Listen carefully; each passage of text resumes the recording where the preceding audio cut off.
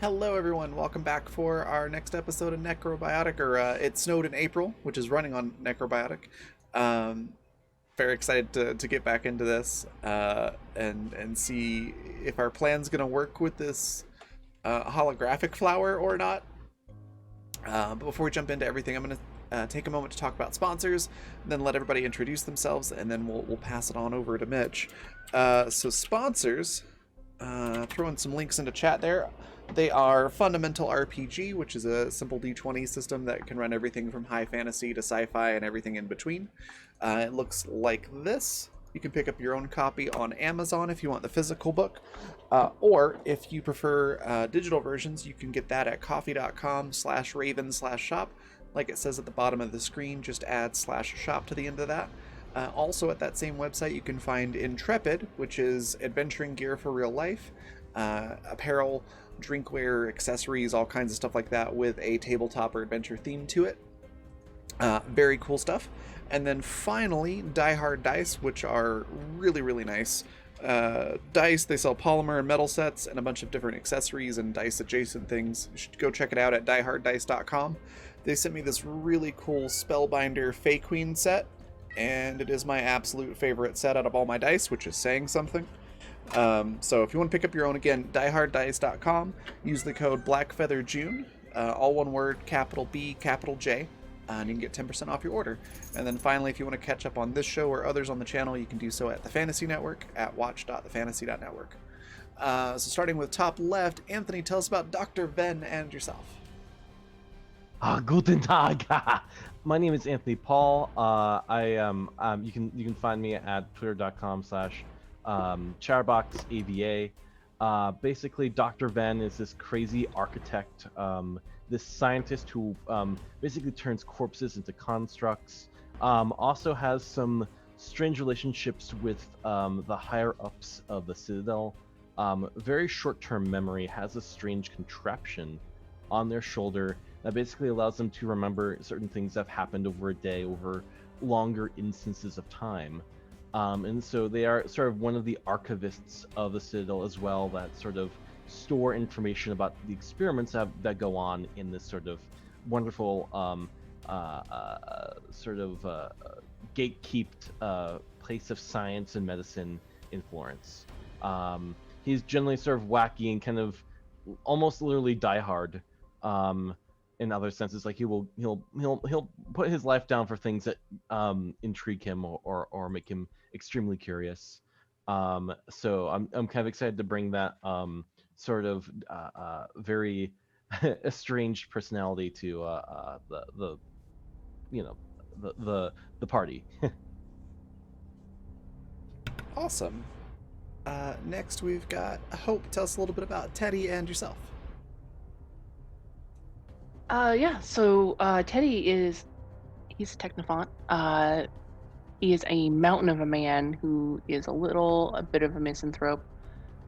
But a lot of that is just this fear that the clock's ticking, and he's being given some evidence that maybe he might wake up in one of those bodies, and well, he's a little afraid of that. This party's growing on him, though. A little bit. Maybe. We'll see. I'm Hope Tracy. You can find me at HopeTracy71 on Twitter. On Monday nights on the Lady Cytos channel for Tales of Tricky, which is going into sort of short campaign break here. Started this week. Thursdays on this channel for Elite by Beskar, which is a Star Wars Mando themed game. And yeah, sorry, that's it. That's the list. We're playing the third game that I might have mentioned. Awesome. Next we've got Josh. Tell us a little bit about Jace and yourself. Yeah, Jace Flankman. Physically, he very, very so much resembles from the Spider-Verse, the Kingpin. He's very large, very broad. He's not muscular. He's just a very large guy with a very relatively small head.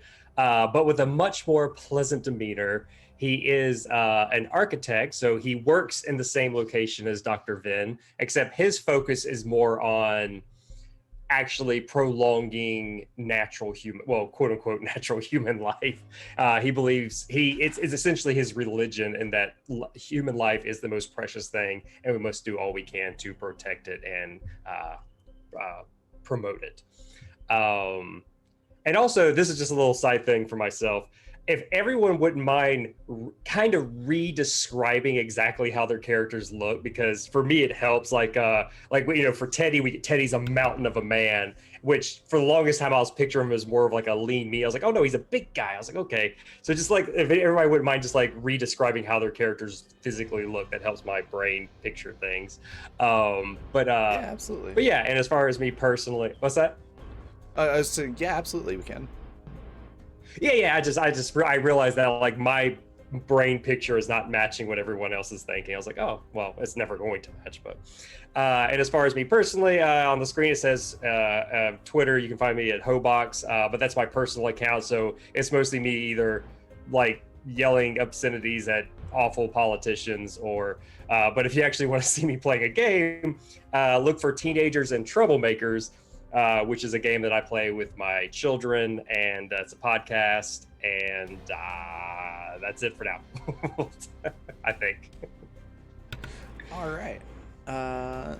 Then next is me. I'm Raven. I'm the creative director for the Raven Evermore, which is my brand for all the various things that I do. Oops, that's not the right thing. There we go. My link tree is there in chat, or if you're watching later on the Fantasy Network and cannot see chat, it is linktr.ee/theraven, the Raven spelled like it is below my face, which is also my Twitter handle. And then I play Sophie McDay, who is a small lady. She's kind of short and just sort of small frame. Has about medium length hair, probably usually in a very simple ponytail. Doesn't really pay a lot of attention to her appearance, mostly because she doesn't like to be around people all that much. So she does much better with machines than she does with people. And so usually just very simple grooming, and usually has like overalls or coveralls on, and if not that, or sometimes on top of that, baggy clothing, like a baggy jacket or something like that. And everything has tons of pockets because she has components and random pieces of what most people would consider junk all over the place, because she builds things out of nothing. She's basically a MacGyver, is her whole thing. But yeah, that's Sophie and me. Next we've got Wowzer. Tell us a little bit about Officer Bateman and yourself. All right. Well, about me, pretty much right now I can be found at Twitter at Wowzers. Like, it's spelled below me with 2 V's. It's for a W because the W was taken. And in the game I play Officer Bateman. And to describe what I look like, I'm a little bit older, but because of how everything works, I'm still in really good shape. You know, people can live a little bit longer in these. So I kind of look like Angela Lansbury, if anybody's ever watched Murder, She Wrote. So that's, you know, like older, but she's very intimidating, and, you know, she's very good at what she does. So I'm kind of like that. And I am militia.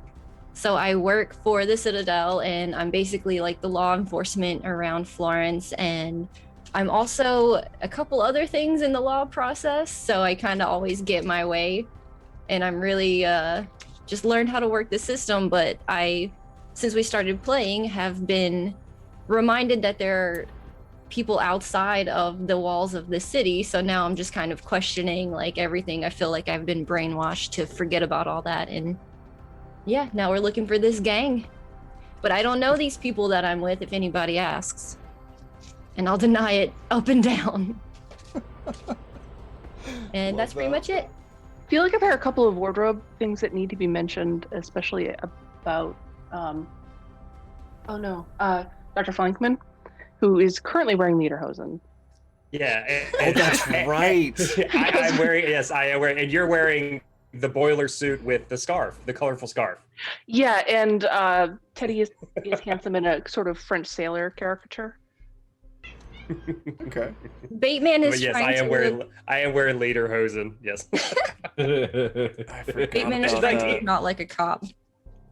What's so funny though is I've actually, just because I took the time to look it up, I was like, what exactly is lederhosen? But it's like, it actually is workwear. It's something, it's a leather, it's something you wear that's made out of leather that's supposed to be protective and help and rugged. So it's like, oh, there's a reason you wear lederhosen while mountain climbing and everything else. Yeah. Yeah, I forgot. It's literally workwear. Yeah, Sophie is dressed a little bit different right now too, because we're supposed to be going on a hike. So she's got like a backpack full of snacks and stuff, and I think she was wearing shorts with like hiking boots. Or not hiking boots, but like hiking sandals. You know, like, Toes still exposed. Yeah, like the heavy duty sandals with socks. Because she's like that. So yeah, she is dressed a little bit differently right now too. Thank you for the reminder. And then next, Mitch, tell us a little bit about your awesome self and this awesome system that we've got here, and take it away. Yeah, hey, I am Mitchell, also known as Penny Fertel on all of the social medias. We have about, I think, 6 days left for the Necrobiotic Kickstarter. Some things I'm really excited about are Noir Enigma, as well as Draconis being stretch goal writers for this amazing game, as well as the Construct template and the Children of the River new Joker class that you can play.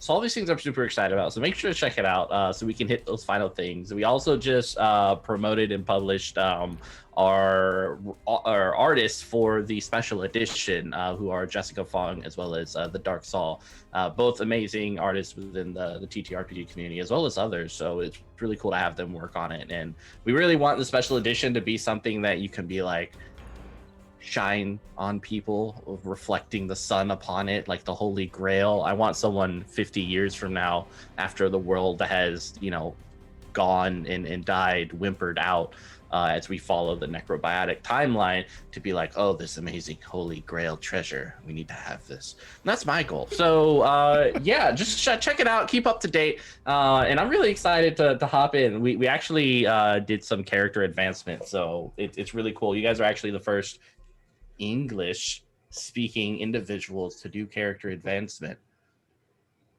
Yeah, the first Americans asked. Yeah. I'm sure there have been some English, Italian, but yeah. This is a very remarkable moment.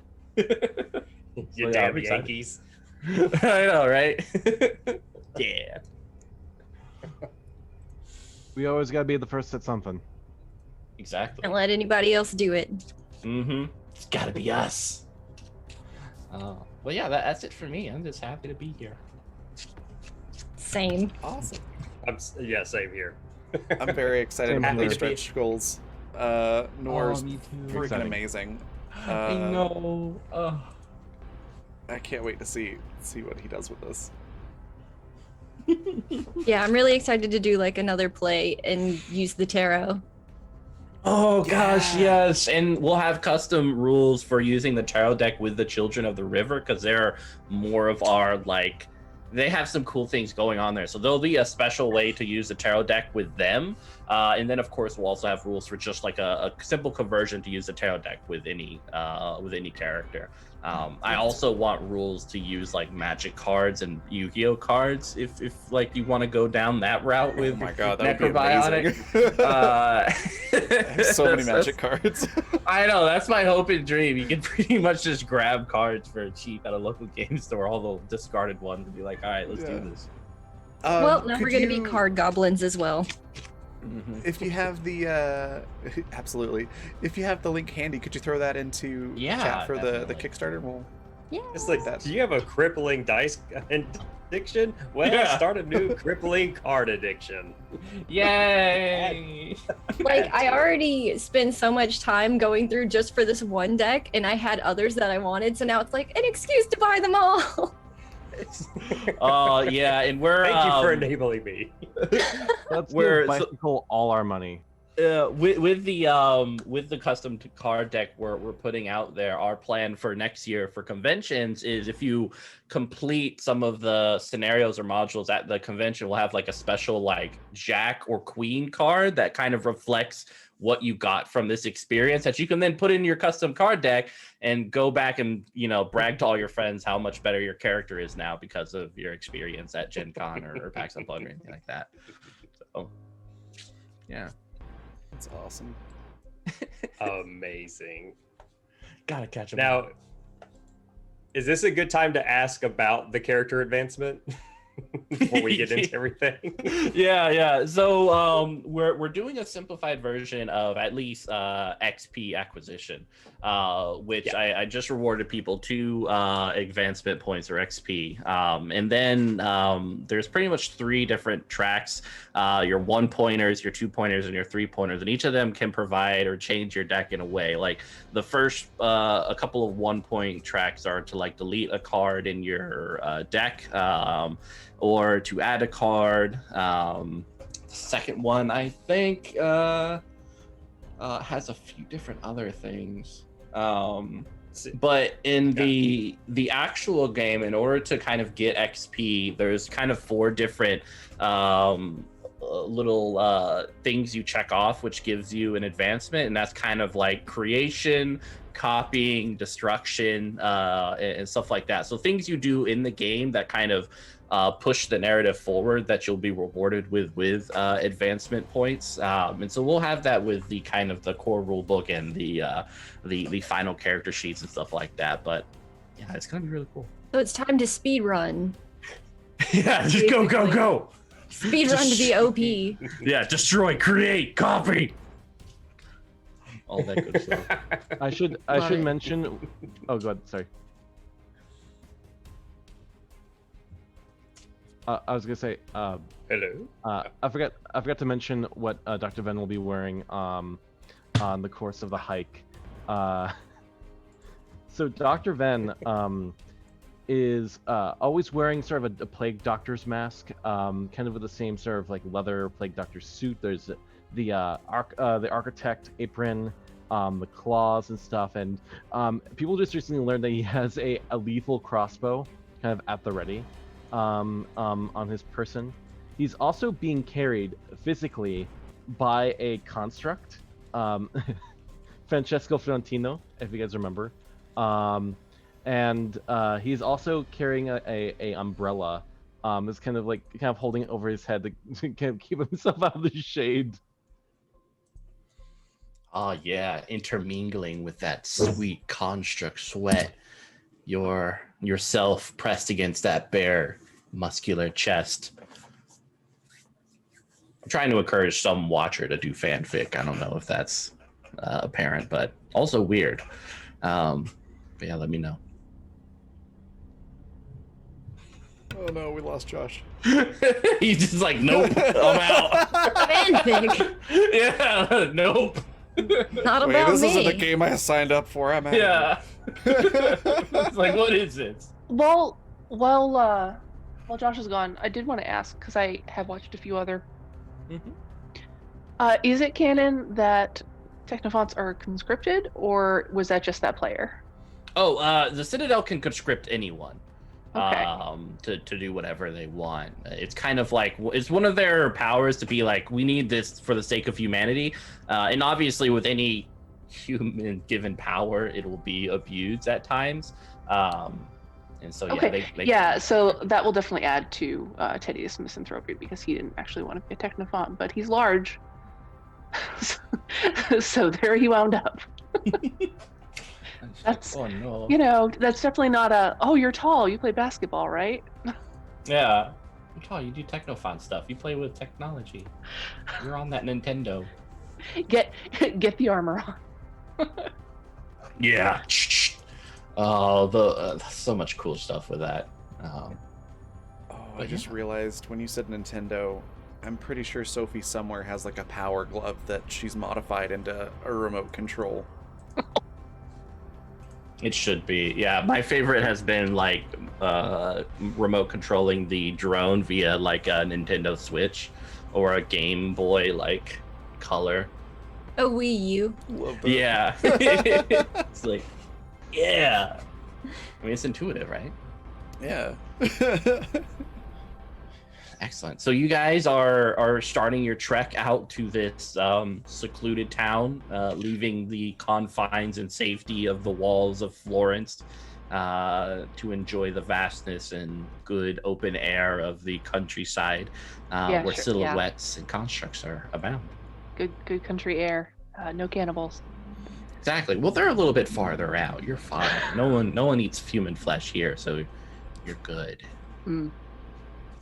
Would this be a time that Teddy would put his armor on, or would he wait until danger? Yeah, probably like over here is pretty safe. Maybe when you get more so towards the outstretches of the farms and the towns would be an appropriate time. Okay. But yeah, you don't like walking around. It's gonna get hot and sweaty, and it like We don't want to captures come in too moisture. hot. Gross. Yeah. Yeah. Like it's not comfy. Hey, sorry about dropping out. I had two things I wanted to point out. One, sorry about that, Raven.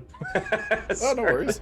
But right now, apparently I'm Teddy right now, so I don't know if that needs to be rectified. Switch Yeah, character well- sheets. That's the only solution. We have to stay where our heads are. The other thing is, Well, I mean, I do have the points. We could switch for like 5 minutes. I'm fine with that. I was gonna ask you. Well, wait. I don't. Okay. You're not the storyteller. You're the mechanic, or what is Machinist. it? Machinist. Thank you, Mr. Machinist. Oh, that is a dark story. It is. I was going to ask real quick. I want to spend my 2 points on either a new ability or empowerment skill. And since I don't have access to the book, what would be? I'll take your complete take on this. What would be the most appropriate thing for the way I've been playing this character? Oh, I'll take. You give it to me. What do you think would be the most interesting thing? like an ability would be really cool. I mean, I feel like for you an empowerment would be even cooler, but like I would need to post a different empowerment option. So if you want, you can wait till after the session, and I'll post all the empowerment stuff, because they kind of let you do different things with different skills and stuff, like the ability to like pick out more cards or shift things around. Like it kind of just adds more of versatility to the way you kind of progress. So I think that would be really cool for your character. Yeah, like if you had one off the top of your head, like, oh, I want to see you do this, I would have taken that too. Oh man, I would need a refresher. yeah, I'll definitely post that in. I think that'd be really cool for you. Okay. Well, thank you. Sorry to interrupt. So No, we're you're going to fine. the countryside. What's the weather like, by the way? It's kind of like, so today, even though it's been kind of chilly the last couple days, today is a nice warm day, enough that if you're not used to, or if you're just kind of a cold-blooded person, you start to sweat and stuff like that. Okay. And real quick, does photography exist in this world, like old-timey photography? Like like the flash and stuff like that. Like there's no electronics and stuff other than the Technosophist, but you know, the old school kind of steampunky versions of would Flangman have access to that? Because he hasn't been to the countryside if ever. Yeah, you can have access to that. That'd be fun. Yeah, so he's dragging with. That's the one thing. He's got his little backpack, but he's also got the tripod under one arm, and he's got like a little case over his shoulder. So yeah, he's definitely got like you said, a good steampunk old timey camera system with him. That little like squeeze paddle that you use to like take the picture.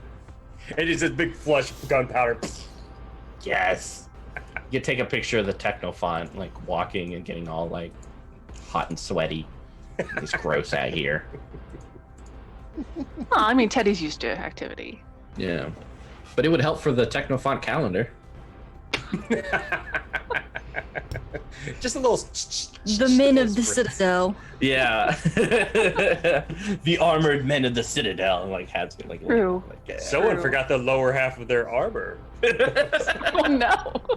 Oh my god. If you wanted a photo, Teddy would grumble, but put his armor on for a minute. Yeah. It's like, oh yes, but let's find the right background. I can't wait. I'm Like sure. a- Yeah, I'm sure there's a nice field out here where. Yeah. A field I of I mean, sunflowers. you know this can area lay better on. than area better than the rest of us. I will take you if you guide us in the right direction. I'm sure you'll find a I've prime been at location. I've been at this latitude before in February, so I know that like the flowers are a little earlier than usual. Like you get tulips in February. Mhm. Because I went to Hungary when I was like 17. So I think it might be advanced to where we are like right now. So probably like daisies and not lupins because lupins aren't in Italy, but you know, like Sounds that good to that me. family of flowers are probably Yeah. out and about in April. You can kind of just lay out on the fields, take photos. It's a nice day. That will just be this session. Yes. now lift up your arm just a little bit. And, Yeah. and you over there. It's like hand the back rest of where you it get in there was. also. Get Just that lip. give me a bit of a profile. If you Yeah, wouldn't mind. quiver the Yes. lip if you don't mind. Just a little quiver. He is very Raising handsome. the This is going to be the eyebrow. first time he's been asked. So our surroundings right now are is it very much nature? Is there's still parts of the city like debris around? Yeah, like the outside of the city of Florence, there is some countryside and such like that. There's a few small towns that you can see like miles and miles in a distance. It's kind of like these slight rolling hills, developed and such for farming and stuff. Further on, like miles and miles, you can probably see like the cusp of the wilderness as it's kind of overtaken the structures and stuff further outside of Florence. And yeah, you can see the silhouettes of constructs in the distance, farming and going about their day. A carriage carrying a family as they come in from the city. It's just kind of this. It's almost a stark contrast between the bustling and emptiness of the city and coming out here to the countryside. You can almost imagine that life is okay and you're not at the cusp of humanity dying out. It's very idyllic Mhm. in appearance. Yeah. You're like, maybe we'll be okay. Sophie's just looking around, there's nothing to pick up and like tinker Like a with. dump So she's just or a junkyard. yeah. Yeah. So she's just like- no junkyard. Okay, I'm bored. What happened to everything I just bought you? There's no Wi-Fi. That's later build stuff. There's nothing new here. Well, you could start now. I suppose. Just have to find something else to do later. She'll pull out Fine, I'll like, help you. like an old VCR, and she kind of looks up like, "You will? Yeah, we can do my crossbow. Wow, that's Usually when I say that type of stuff, people just check out of the conversation. That's really nice. Thank you. Of course. I'm really good at listening. It's what I was trained to do. Well, I'm And really good at talking. scrutinize. That's great. What a pair. What I was trained to do. So she starts like ripping apart a VCR or something. I don't know. I'm always listening. I saw Always that look. watching. Always listening. Always watching. Flankman, Big I don't brother know if is you heard. there. Big brother. Flankman, I don't know if you heard this when you disconnected, but Ven is currently like hoisting an umbrella, and sort of engaging in some manner of just like letting himself be carried by Francesco Florentino, but he's just like twirling this umbrella as the sunlight is kind of like piercing through whatever smog clouds the city's been producing, and there's this fan he just whips out and just sort of like starts fanning himself, and he's like, "Ooh, this is exciting! Where are we going again?" Orange. Now, real quick, is Dr. Ven's kind of outfit mostly like darks, like black, like traditional plate colors? There's like a splash of. Okay, just curious. Black and dark brown. He's like So despite the drabness of the color, he's just bursting with colorful personality out like underneath the mask. absolutely.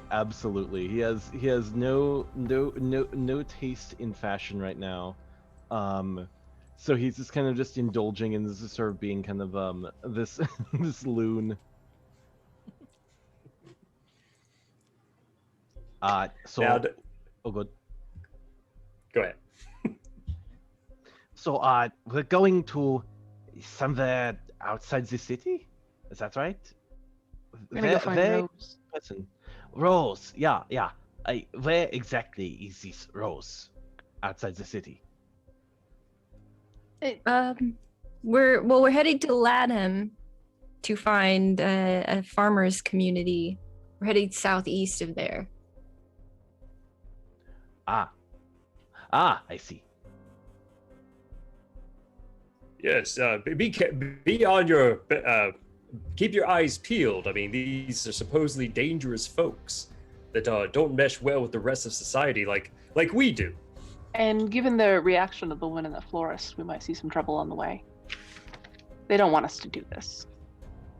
Yeah, they weren't so friendly. I'll have to visit them later. Yes. What happened? I got sidetracked. How did that go?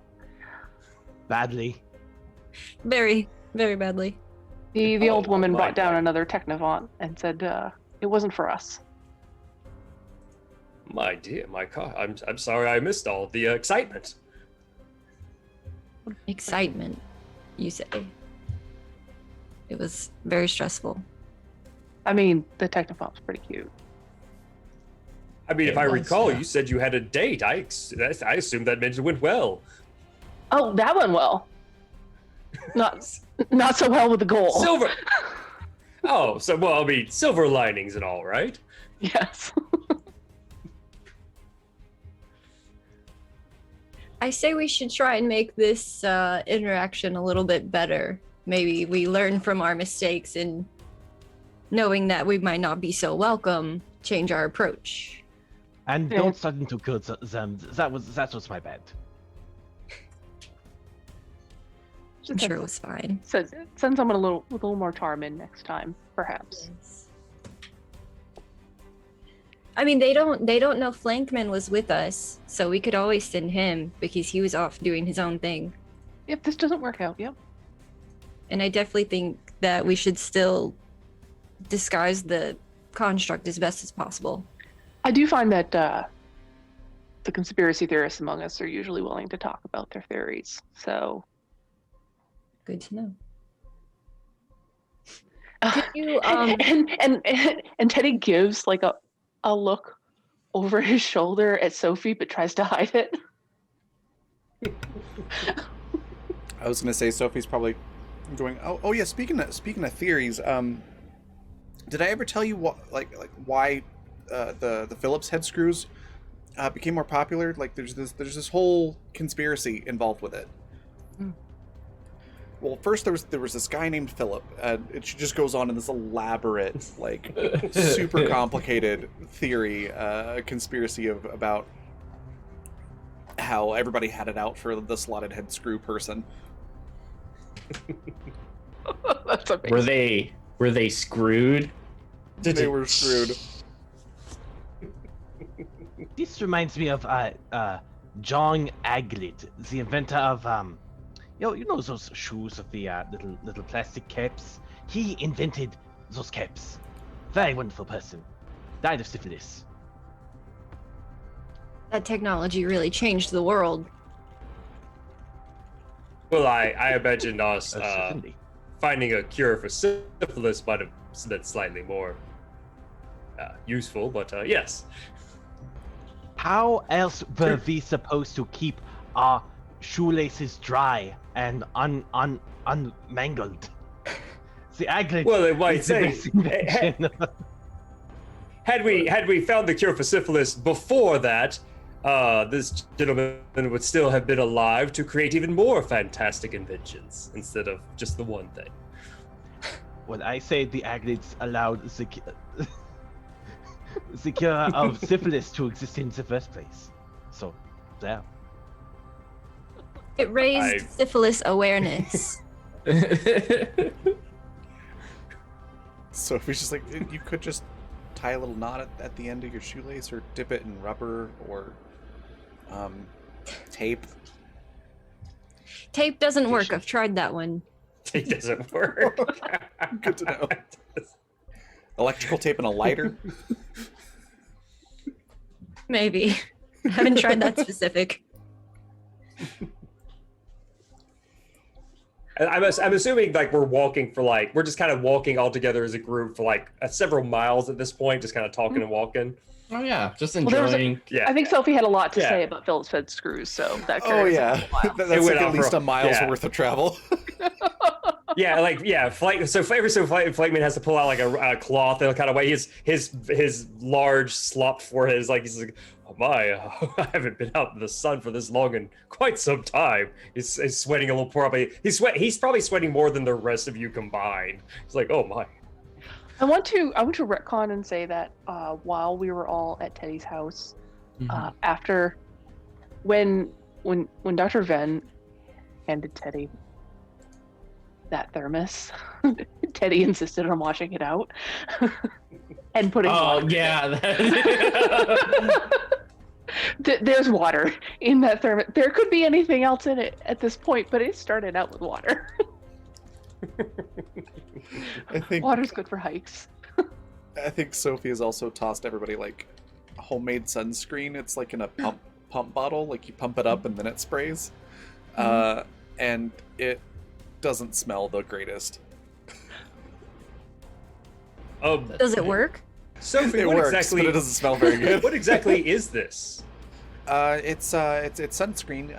You pump up the bottle and then you press the button and it sprays out and it keeps you from getting sunburned. What chemical composition is inside of it? Do you know what ingredients or?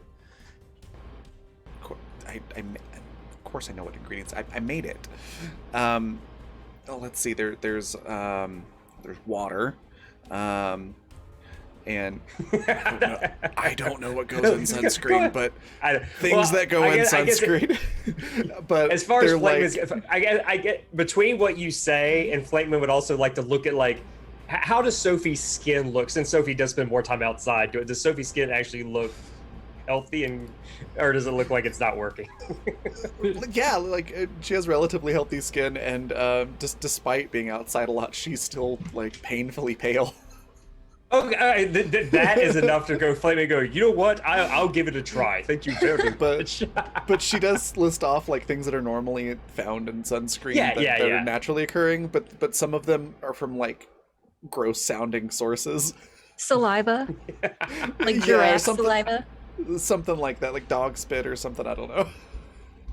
Yeah, I mean, like, Flakeman basically, if anything, Flakeman's concerned about A, either if he might have an allergy to something that's in it, which you don't mention, and B, and this is something I personally know, a lot of citrus juice causes sunburn. I did not know that until very recently. And now like, if you were to go out to the beach and, like, drink it, like, oh, and take a tequila shot, and you get lime juice on your hand, you can literally get, like, a 1st or 2nd degree burn from the sun. Then Well, we know there's no cinnamon in it. Yeah, there's no cinnamon in there at all. I was gonna say the worst thing you could possibly do to your enemy is wait for them to fall asleep on the beach and then just slightly lather them in citrus juice and then watch them wake up. Oh, that'd be a monstrous thing to do. Terrible. Terrible. But yeah, like so Flakeman's he's pleased. He sees that you still have the pale complexion. Well, you can't argue with the results. Lather me up. Not it. Did you say No, I mean, put it in my hand. I'll do the lathering. I just. I thought he said leather. I feel like the architect should have perked up there. Like, Sophie just like Leather. pumps up the bottle and hands it to you. Like, you just spray it on. You don't have to rub anything. Okay. It's Also, simple thanks for that enough. follow. So, Vin, I don't know the limitations of your construct there. Can you tell it to look around while we're here to see if it recognizes anything, or How programmable is it? Spur of the moment. It remembers stuff is like outside of its wheelhouse. Its memory is very it more so does like programs and stuff like that. Would it react to I guess anything? Maybe like if we did see the person that was in the picture that it painted, would it react? Maybe. Oh, who knows? That's uncharted territory. Ugh.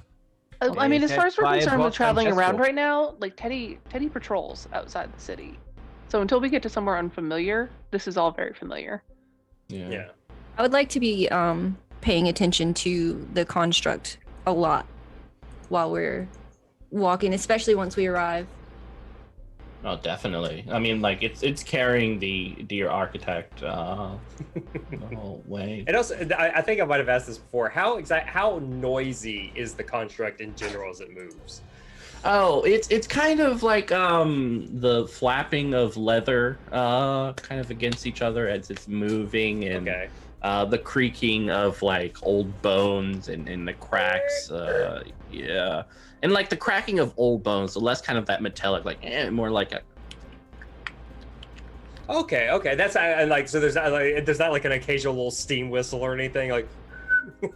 Every now and then you'll kind of have like almost like a exhale of steam breath coming out of one of its pipes coming out of its back. So it's generally not the noisiest thing. Okay, that's what I was kind of curious about. So Responding to all the it doesn't questions deter from the beauty of the area we're walking through. Yeah, it adds. regarding to the questions, it adds to the beauty. It does. I imagine so. Ven just seems to be kind of delighting in that. And regarding to those questions being thrown to Ven, he just sort of shrugs, I don't know, and pulls out like a notepad and, this is why I wanted to go on the trip, and also why I bought Francesco. Wonderful experiments. This is a very unique encounter with the limits of the necrobiology of a construct. Glad this is the stuff that we have to learn as we go. Good to know. Also, I said the name of the tabletop. Whoop. Oh yeah, roll credits. He said the name. He said it! Oh god, he said it! He said the name. And we're done. That's it. That's the end of the campaign. Yeah. Once it's been named, it's kind of what. That's it. We'll just switch to the rating screen. Goodbye, now. everybody. Bye, everybody. Yeah, It's that's like peace we'll out. see you again in Necrobiotic 2. Yeah. Le sequel. So as you guys are walking, a carriage kind of overtakes you. Two kind of Clydesdale horse constructs, pulling a large cart of potatoes and carrots. There is a child asleep on this pile, just kind of wearing a frock, long blonde hair, kind of disheveled.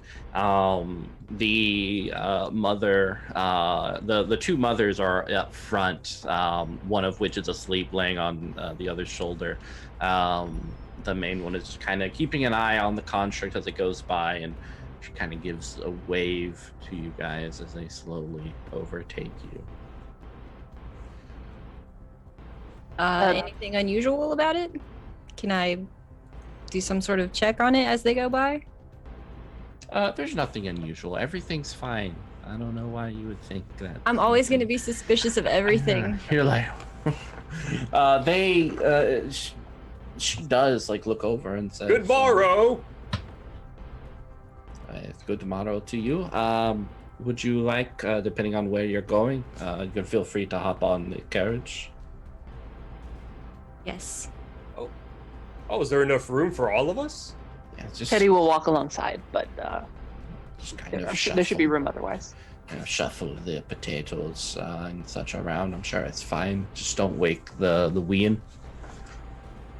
Yeah, Sophie will hop on for sure. Yeah. I'm gonna Teddy go would so like I to can walk start. alongside the like the buckboard, what have you, and just sort of get the gossip for the day. Yeah. So just any interesting sights this morning? Not really. Got a wee bit of cheese in the market today. It's a nice little special treat for the town. Where Are they coming into Florence? They're leaving. Oh, okay. Looks like they're going back with supplies and such. Mhm.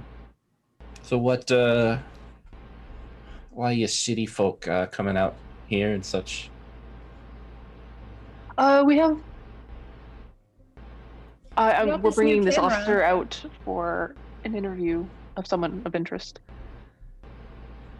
Oh. A little bit of controversy or story to be unfolded out here.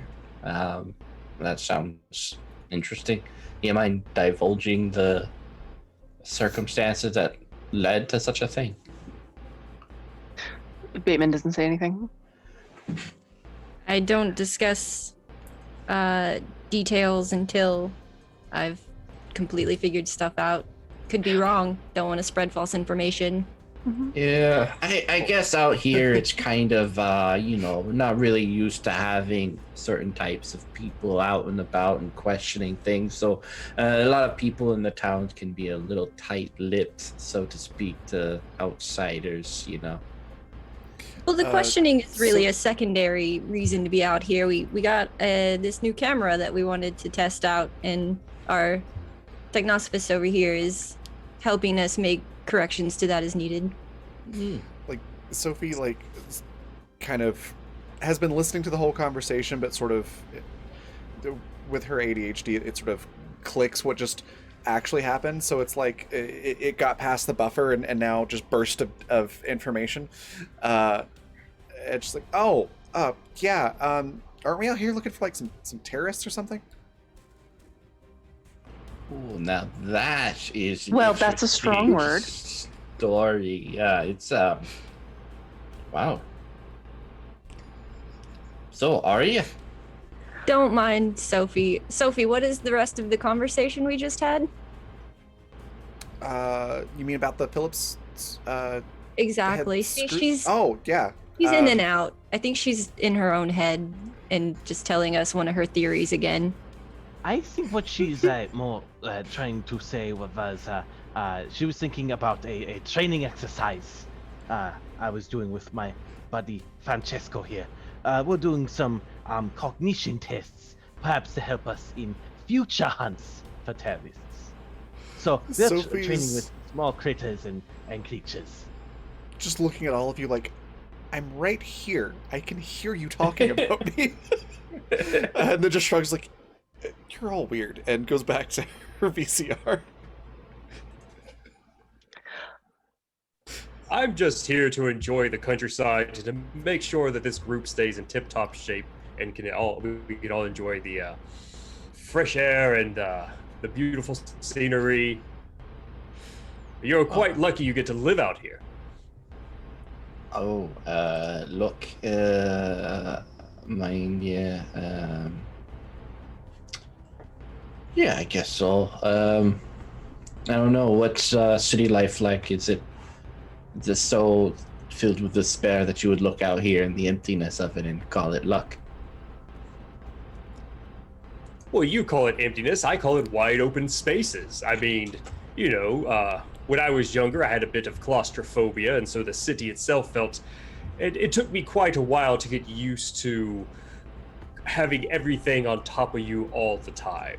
And I've dealt with it in my own way, but if anything, now I have a bit of a case of is it agoraphoria when you're afraid of wide open spaces? Okay. Yeah, he's like, and unfortunately, I haven't been outside the city walls, and well, I can't remember the last times because I didn't have anyone to go with me. But now I have a group that I have learned to trust a little bit, and you two seem lovely. Are y'all related? Mother, daughter, sisters? Oh, no, this is the one sleeping is my wife. The kid back there is our daughter. Oh, well, forgive me for making presumptions. But yes, No, it's fine. In exchange for, as a thank you for giving us a ride, I wouldn't mind giving any of you just a bit of a checkup. I specialize in medicine and helping others, keep their vitality and health. Yeah, as much as I wouldn't mind a tangle up in my bits and such to. Oh, it doesn't have to be quite that Check us. invasive. All right, Just a well- quick a questionnaire and a simple poke in the like. I was about to say poke in the eye. Oh, poking.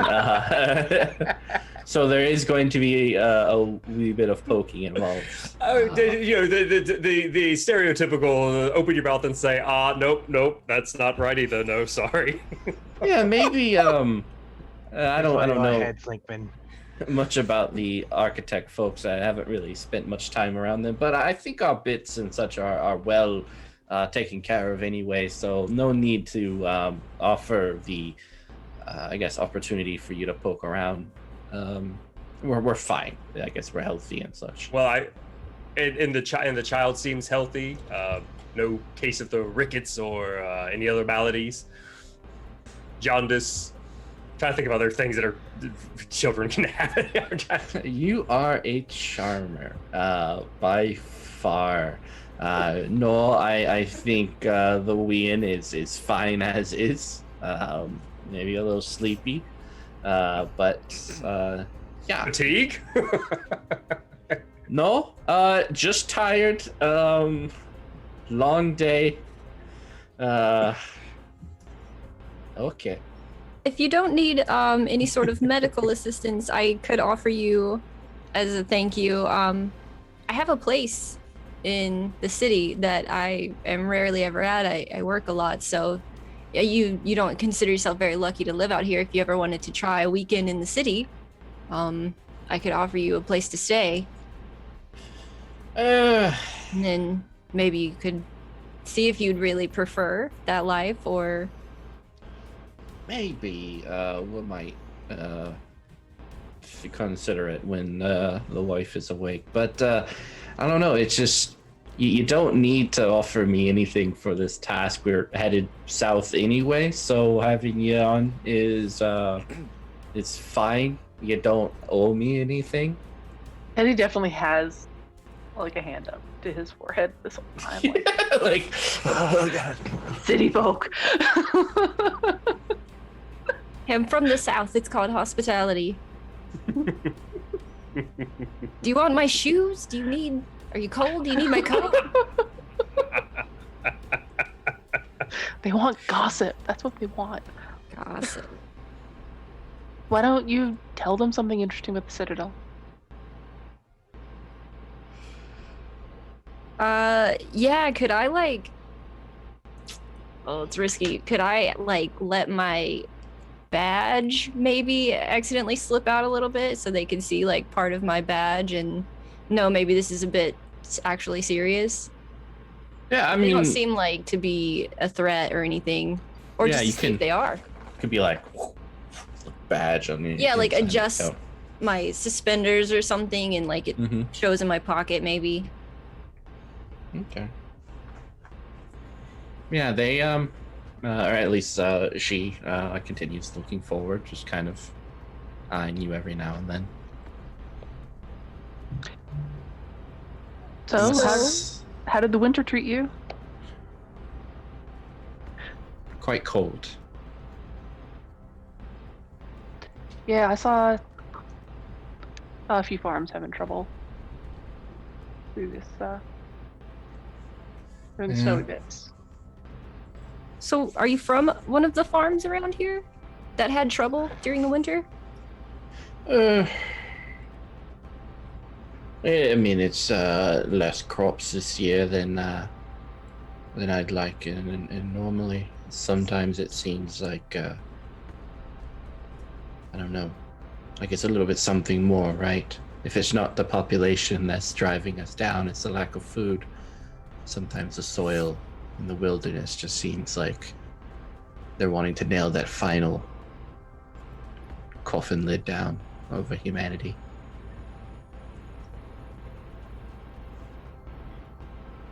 Is there anything the city could do to help? Is there anything the city would do? I mean, the Citadel has done everything it can. New seeds, constructs to help out with the work. But there's only so much you can do if the Earth finds you a plight and wants to be rid of you. You're telling me that we're still not making much progress on the front of. Oh my! I forgive my ignorance. I thought that was a problem that was already solved. That's like everyone would like to think, right? You can't really move forward if you tell people the truth that humanity's still whimpering on forward and such. I mean, what's the point of anything if all of this is going to end in a generation? It's depressing talk. No, No, I mean we've fought for too long, too hard. I mean we've advanced in areas of science that were unheard of just a few decades ago. I mean, we should be able to replicate something that humanity had down pat back thousands of years ago. Like the soil can't just. I'm sorry, this is just news to me. I'm a bit flabbergasted. Look, if you look back at humanity, you'll find a line of mistakes. Maybe it's just not our time anymore. Maybe it's time to move on. What if it's not just nature? What if there are people within the community that are also trying to hinder progress? Well, if there's people who hate humanity enough to want to see it cease, there must be, I mean, there's plenty of reasons that could justify such a course of action. Or someone that knows a problem they could be the solution to. Hopes and dreams, love. Hopes and dreams. I think Sophie kind of chimes in just like bluntly in the middle of the conversation with like a screwdriver in her mouth, just like, could also because, sorry, because we're not burying bodies anymore, there's no nutrients getting back into the soil. What? That is absurd. I mean, bodies are good fertilizer. Bodies in boxes, though? Well, the boxes break down eventually. I mean, not all bodies get turned into constructs. There's plenty that are unsuitable, and they still get recycled into things that we need. We try to infuse the ground with nitrogen and what else it might need. And, you know, and there's still, real quick, in this world, there's still like wildlife occasionally, right? Or is that super rare too? Oh yeah. You see like birds, and I mean the wilderness. You'll see like deers and tigers. I just want to make sure I wasn't. Okay. There's lions and tigers and bears. Do we compost? Or sewage is still being turned into compost. Yeah, there's still, you know, manure and things of that nature. It's just it just doesn't quite make sense. Young missus, when we get to our location, when we get to, well, if you take us as far as your home, would you mind if I took some soil samples? Well, it's dirt. We don't really own the dirt, so do what you want with it. Sure. I mean, yes. I mean, this is a thing. This is a problem that needs to be solved. Good luck to you. And you see the other woman pop up. So just describing, like the woman you've been chatting to has long black hair and kind of almost a tired look, gazing out. The one kind of resting, somewhat drooling on her shoulder is a short-haired blonde with freckles. And as she kind of pops up, like she shakes her head and looks about. She's like, "Wait, do we have company?" Oh yes. And forgive me for not. I'm Flankman. You can call me Dr. Flankman. This is. Oh, excellent. And she like hugs you. Oh my. Hi. He just like a single little pat on the. He's like, hello. Oh, come on, put your elbows into it. Like really make it something. Okay. As long as you're giving permission. I'll because he's a massive man. He's a massive man. So he's like on. He's trying not to elbow anyone else that's nearby. He's like, Eddie just shifts his coffin on her shoulder and gives a nod when she wakes up. Oh wow, what is And this? what are our two? No, hold on, I'm very interested in this very strapping, coffin-toting individual who's walking beside our little construct. How are you? I'm well, ma'am. You're not familiar with us? Oh, I'm familiar. I just, I don't get to hang out Oh, with many out here. So, yeah, I'm Sherry. How are you? I'm Teddy. I'm doing well. Fine day. I'm escorting these. Yeah, no, that's fine. That's cool. All right. I Real heard quick, you. did we? So I was gonna. What was the name of the dark-haired woman, the black-haired woman? Oh, she never said. Okay, I didn't know if I missed that or not. Okay. Keep- Looks like you had a good day at the market. I wanted cherries so we can make some cherry pie, but we got potatoes and carrots instead. Shepherd's pie. Yeah, it's not as awesome though, is it? Shepherd's pie is amazing. It's not a dessert though. Could be. Do you have a recipe you have in mind? Blueberry. Sophie I've just got a really says good out of shepherd's nowhere. pie recipe. We just finished the last of our pears last week. So Oh, excellent. But then tonight, we shall have you. There's a nice town, and we know them, so they'll let us use our kitchen, their kitchen. Where our place that we reside is about 2 days travel. But tonight, you all will join us, and we shall have this. Who are you exactly? Yes, you, the one who offered to cook for us.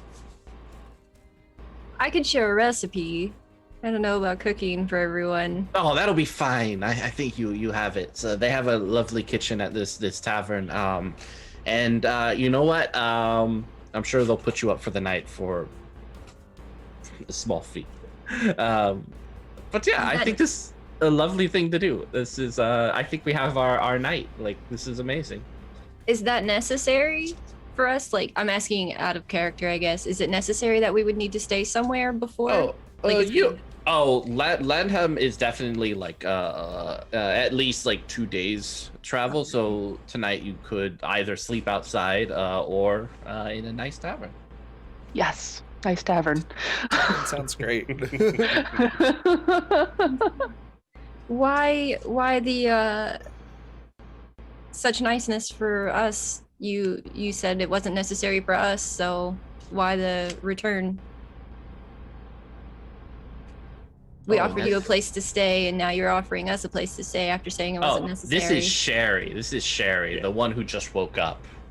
Oh, so she's doesn't much know. more blonde and bubbly and like. This is how Excellent. society works. Off, Bateman. Oh, I Are you- understand. I was offering the same earlier and kind of got. If there's an Turns out. offering, then yeah, I would love to take you up on it. I'm sorry, my wifey, as gorgeous and beautiful and enchanting as the silvery moon, can also be somewhat of a stick in the mud at times. But I love her for it. But if there is an offering of staying in a place, I love it. Yeah, that sounds amazing. We're in. And you hear like a sigh from the other woman, like It's not an obligation. I promise. I won't be offended if you don't. choose oh, to. we're coming. I'll get my calendar when we get to our place, and we'll schedule that in. For sure. Lovely. And you'll share your recipe tonight.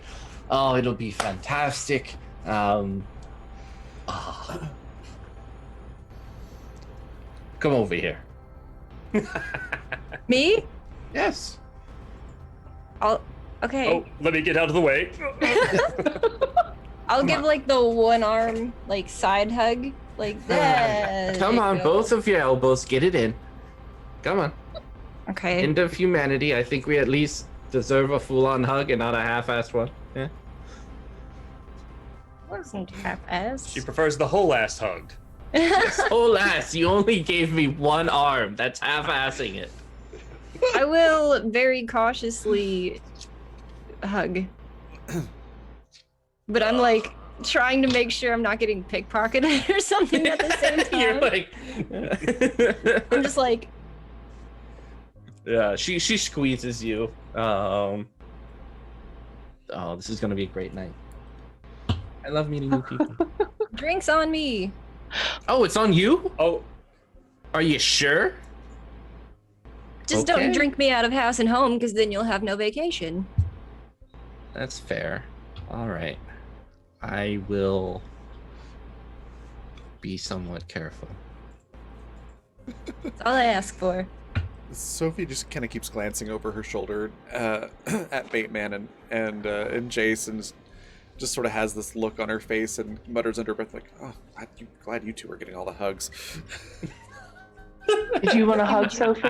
Yeah, so Th- bring what? it in. No, I'm just no, kidding. no touchy. So she will So go we over. offered. Come on. Ben looks to I'm Flink. really, Go I'm ahead. good. Thank you. At fist bump. She'll hold out like her fist. Yeah, she'll just kind of like.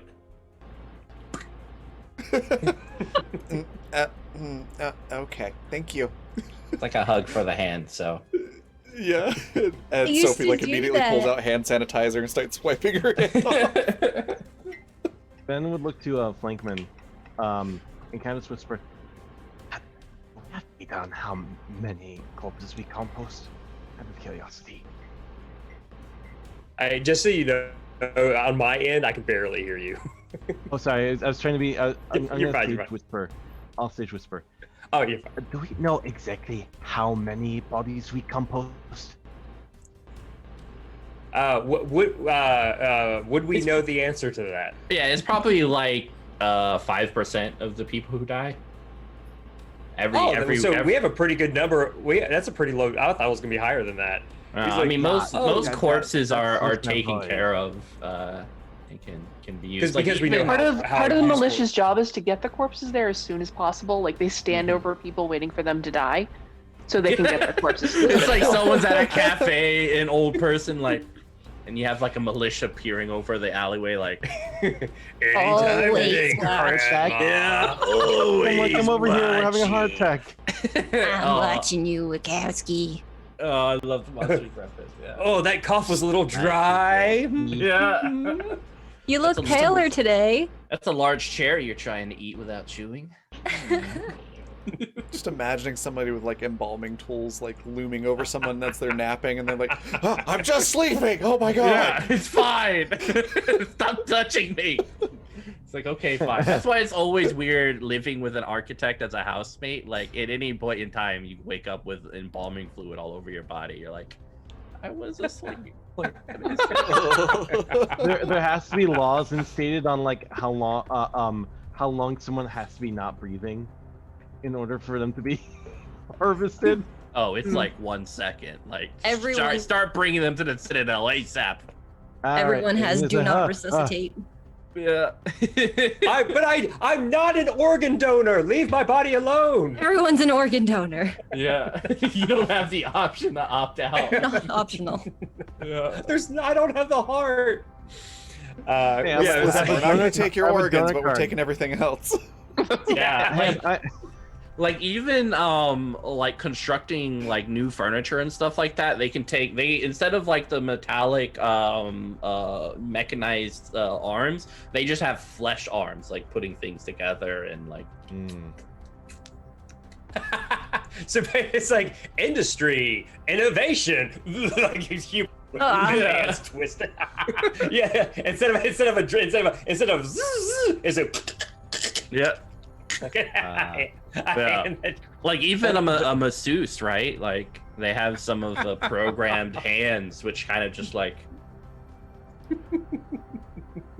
just on the table, like several of them just coming out of the side, just kind of giving you a nice massage. And This is why Bateman works so much. I cannot Oh my god. see all that all the time. you're like, no. Sorry. My desk You're, is you just- are the one who brings the bodies in, so when you go to the masseuse, Would you like 8 hands or 12? There's a small Yeah. upcharge. I'm just imagining Sophie being like, "Hey, can you give me a hand?" No, the metric hand. Yeah. I don't know what the difference would be, but I could see that being something she would say. Well, we're in Europe, so they're all metric. Yeah. So Ven would actually can look over to Blinkman as like they talk about that on the composting thing, and it's just sort of like, yeah, I mean, even if we do compost, that is not so much. Do we know how big is the need for bodies? Do we really need that many for constructs? You know? Well, I mean, the way that it's always been taught to me and that I've understood it is that, because there's less and less of us humans, and that we still need to live our lives for these very mundane tasks. We just, nobody wants to waste away our precious lives toiling in a field, so we send a construct. The lamplighter, I mean, that used to be a job a human had to do, and now we can just have a construct take care of that. Therefore, we can concentrate on the more. Me and you, in another time and place, would have been street criers, or we would have been working in a patent office. No. Hey, I'm an architect. I know what constructs are for. Okay, I am just saying how can we make constructs to work in the fields if those bodies aren't helping make the crops in the fields to grow in the first place? Yeah, like is this math coming together now? I mean, they're still helping, but it's more of a matter from what she's inferring and from what I thought I knew. I guess fertilizer or the ground itself just needs to be. I mean, I know there's books on like changing out crops on during different seasons. Maybe it's just maybe we have the wrong seeds. Maybe she said that we're sending seeds soon, but apparently they're not taking. There's just a lot more variables, and this isn't my area. This isn't my area of expertise. But now that I'm realizing there's a problem, this is valuable information. Is what I'm saying. I'm saying we could maybe at least pitch a sort of experiment. Maybe increase the amount of bodies we put under. It's not going to matter that much in the grand scheme if it's 10%. No. I agree. I absolutely agree. I don't think human bodies are the key. I don't like. There's. I mean, if anything, we could send hunt. Excuse me. What? Wait. What are we talking about again? The dark-haired woman kind of peers back and was like, you can do everything right and still lose. I just don't know what we're talking about. Yes, the immortal words of Picard. Yes. There you go. Like people have come over and such like that. Like I was just finishing the quote chat too. I'm going to reach in one of my pockets and pull out a blank notepad and pen and give it to Vin and say, as you're having conversations, maybe you should write down what your conversation is about. This could be helpful for you. I have a thing for that. Oh, I didn't write it down when we first started talking. Oh, then now I look so stupid. I'm gonna take his hand and like write in pen on his hand, like write everything down. You're a very smart man, and your information is very helpful. I'd like to have more of it. And I'd like you to remember as well so you can progress. Well, thank you. I appreciate that. What is your name? I'm going to write that on his notepad and let that be the first note. Officer Bateman. Bateman. First name yeah. Officer, last name Bateman. Oh, sorry, Officer Bateman. Yeah, okay. And Did you just say officer?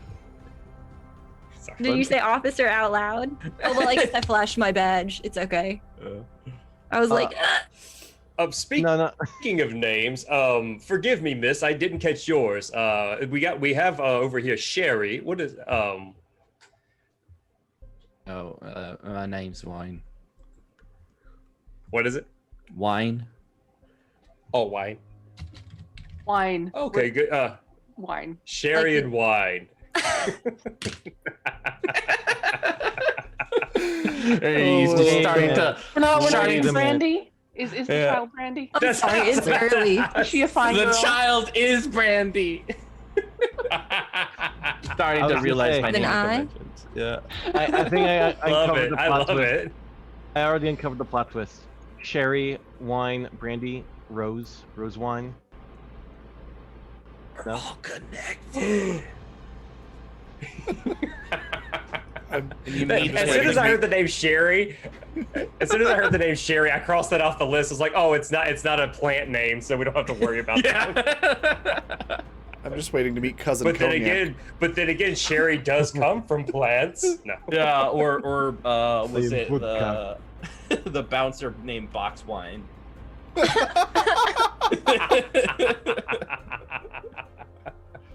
It's like, yeah.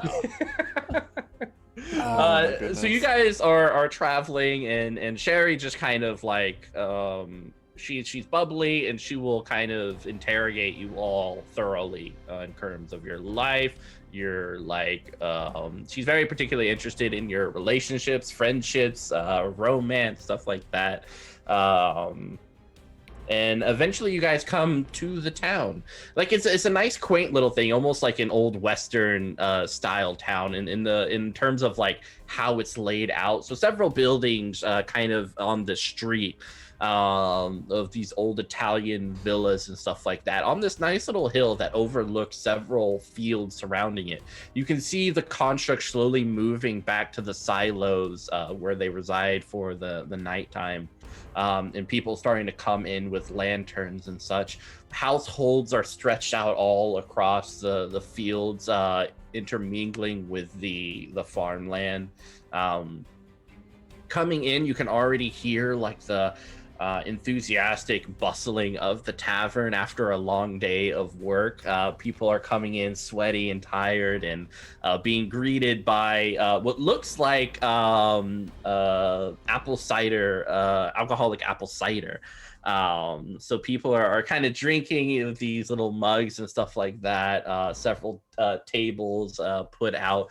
There's even like this little picture of a small cow, like a baby cow that people came to like clap on their way in. And yeah, Sherry says, all right, we're here. Brandy kind of just shakes the little Louian up, who looks around and hiccups before kind of sliding off the potatoes and goes in for a drink. I was gonna say before everyone leaves the carriage, Flingman will absolutely be like, Sherry, wine, little Brandy, would all of us mind taking it, like standing next to the carriage while I take a photo to kind of commemorate our journey together? Yeah, Wine looks at you. Don't those things take the souls of people? Well, I'm kidding. Go ahead. Just a little humor. I was about to say something like, well, it seems like yours is already gone. But Oh, shit. You're gonna get punched again. Flightman would not say that. I would say that. Flightman would not say that. Flightman was like, no, if anything, it helps reflect the beauty of the soul, I believe. Yeah, and Sherry like Oh. kind of squeezes Officer Bateman and Teddy, like kind of pulling them close to her and like, yeah. Don't you mush us together. Eh, eh. Now, kid. Now, I'll just like Damn it. Make I'm just, sure like, you get cross-armed. Francesco in the photo. Teddy sits in his absolutely. coffin behind him and cooperates with the photo, but make sure it's in frame because it's some Yeah. part of him. Absolutely. Yeah. I want everyone to. This photo needs to resonate who you are as a person, because that is the most beautiful thing. All right. Is that Sophie's- real quick? like on the very end, just like as far away from the next person as possible, but still be in the shot. And Roomba is just like sitting on top of her head. Yeah, Brandy pulls out like 2 daggers and starts twirling them in her hands, like, Whoa! take the picture, take the picture. It's just like, yes, 1, 2, 3. And then boom, big explosion. Ben is fanning himself with his fan in the photo. It's just like, haha. And Brandy's like, can I show you something real quick? Photographer man, you might want to take a picture of this. Please Ready? do. And she throws the dagger and it like slams right next to your foot, coming out of the dirt. Like, Wait, real quick. How old is this kid? she's like 8. Oh my god. Jesus! Badass. Where did she get daggers? Aren't Really? those, some Oh, lethal that is- weapons? that is terrifying. Good job. Thank you. Now watch this. And she throws it and it like slams. You feel like the wind between your legs, and then it slams into a wooden post behind you. Oh, that's really nice. I mean, that's thank you for showing me that. You should show Teddy. Teddy loves knives. Teddy, look at Teddy. Teddy is actually looking really grim. And he says to her in a very low voice, "It's good that you can defend yourself. But you shouldn't do this in front of them. They'll take you too."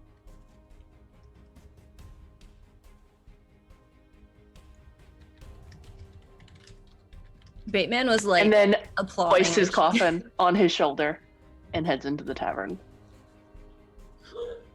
And she like she puts her like this like leathery jacket on, very long, and you hear like the jingle jangle of like several knives within it as she goes up and kind of slips in to cover her knives and zips it up.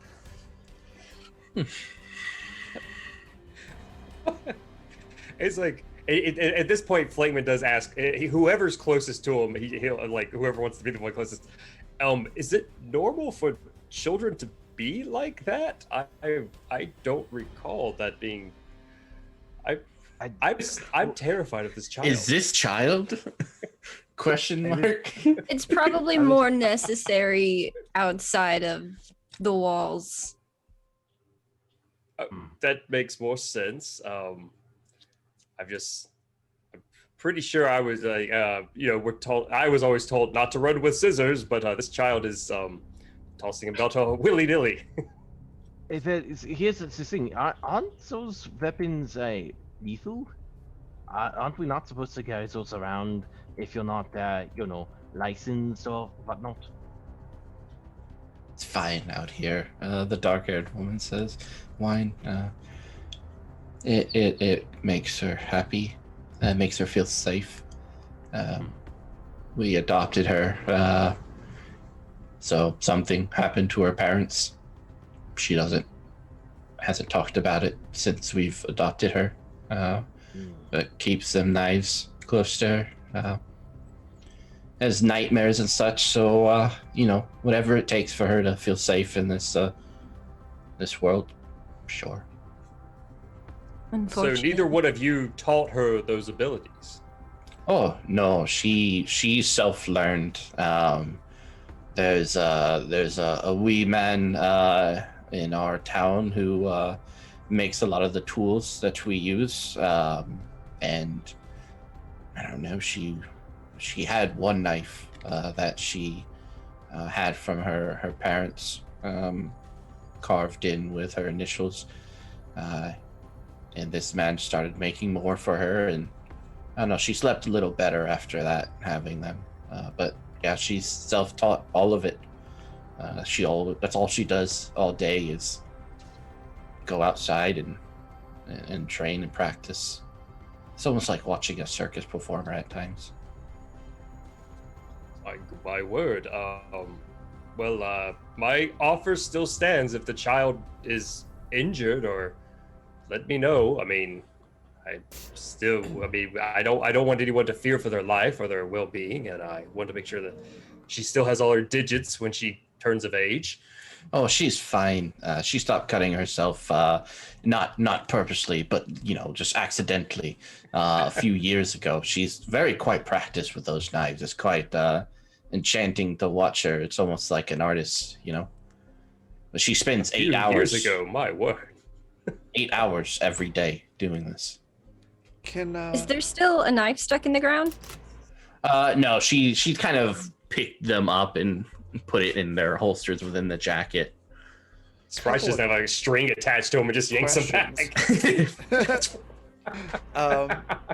How many cards do we draw for our breath each day again? 6, unless you have something that says otherwise. Okay. And then can Sophie make a with all these parts that she's been pulling out and working on, can she make like essentially a wind up little crawling kind of toy with a metal plate on top of it as like a mobile target to give to this girl? Yeah, definitely. Yeah, you don't have to. So this you don't have to play anything for this. But yeah, you can pretty much make this. Are you making it out of the VCR? Does it look like an armadillo? What does it look like? So, kind of looks like I think she's using like the arms of the I don't know if it actually has a name, but the part where you put the VHS where it slides down, it sort of has those arms that go into the machine. Using a couple of those and a couple other metal pieces as like the legs for this thing, and then there's just like a small compartment made out of, I don't know, some other part of the VCR that holds the motor and the gears and whatnot, and a little like wind up key type system, and then the top of the plate where you put the VHS in is just sticking up, and she's like you use some kind of crude paint to just like paint a bullseye on it. Aww. Very, very crude, but it gets the job done. Just hands it to the girl. I'm like, here, this, you wind it up. It'll crawl around, and you can throw knives at it. Oh, excellent. She winds it up and unzip her coat to like reveal like 20 knives on either side of her jacket, and she starts whipping them out like she's like Mystery Man with the fork cutlery. If you ever watched that, it's like you must hide your hide your strikes. I am the blue. I am the blue. Is it the Raja? I am the blue. Yeah, Raja. the blue I know I Raja. do not wear blue, but it makes sense. If you understand the historical context, it makes sense. He was such a great character. But yeah, she'll be outside playing with this for like the next hour or two. Awesome. I would like to like take a knee beside her if I could and ask to see one of her daggers. Can Are I? you trained in it? Trained Mimaz said I should be pretty careful about handing out knives to strangers. They could might Oh. hurt themselves. I just want to look at it. It's very well made. Yeah, she pulls it out and kind of flips it around and hands it to you, like with the handle forward.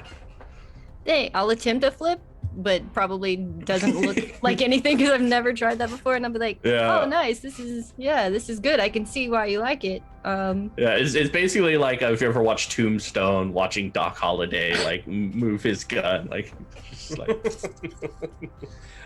I'm your Huckleberry. yeah. Who was it that made this for you? The daggers. Someone replicated these for you? Yeah. Why? Do you remember who it was? Yeah, I see him all the time back at the town. Oh, I'm just interested in maybe having something made for myself. I'd definitely love to give a local some business. Oh.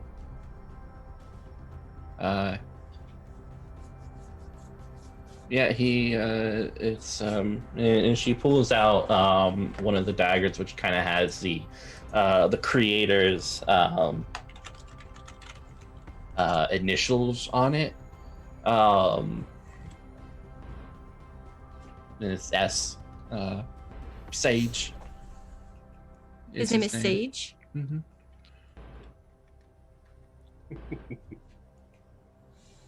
Can I borrow this? If I promise to return it?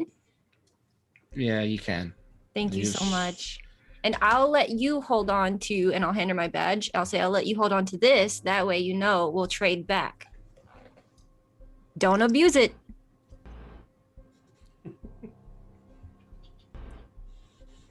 You She can wear it, grabs that's the fine. toys and like takes off into the night. Keep it safe. Yeah, of This course. kid oh god. This kid has Teddy some says to plot. Bateman at the first convenient point, leave Brandy out of your report. Of course. This is strictly, I want to make sure nobody else can hear me say this back to Teddy. Anyone that can make weapons could be of use to a gang for sure. I would like to get information from him if possible. I figured want this- her to stay with her parents. I would never put a child's life in danger, and she seems to be able to handle herself, so Children, literally just wanted an in with whoever's making these weapons for sure. absolutely. Just children that are good at those kind of things disappear. Yes. I would never bring it up to anyone that doesn't already know who she is. Thank you. Yeah, you can kind of hear in the distance Brandy's voice like saying, "Yeah, I'm the new sheriff in town, so if you're gonna go into the inn, I need to check your stuff. I have the badge here to prove it. So come on." I give her a big thumbs up. Yeah, she's like Perfect. she's like All talking to children. these two adults, kind of showing off the badge and then all the knives in her pocket. Oh yeah. Absolute power corrupts absolutely. Yeah. She's got a future. Then- There's something there. We just don't know where. Then we'll walk up to Raven's character, and then we'll be like, "Hi, I am writing down names for future reference. What is your name?" It's Sophie McDay. You can just call me Sophie. Sophie. Good. I've seen that you're very good with the machinery, the older tech. Is that right? Yeah. That's pretty much my whole thing. I work with this stuff, and like she holds up like a half disassembled piece of electronic, and I make things out of it. No, I see. They're brilliant. Do you have any experience with what's it called? It's hard and soft and hard and soft. Where? The Cody bits. Are you good with the Cody bits of the hard and soft machinery? Oh, do you mean software? Yes. Yeah. Yeah. I mean, I'm not as good with that as that they were, decades and decades ago. But I can do some basic programming. I mostly do work with the machine bits, the hardware stuff. But I can program some things. Oh no, I'm just curious. Construct programming is a derivative from such work, but it is more synapses than actual motherboards and whatnot. Do you know if information recall is a thing that software is good with? Yeah, it's mostly you have a database, and you have a query function that's built into the database, so you can pull up the information by keyword or something like that. Okay.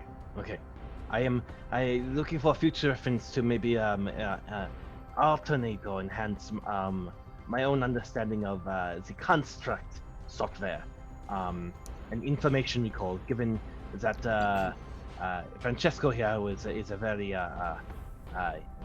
curious boy. Yeah, very curious construct.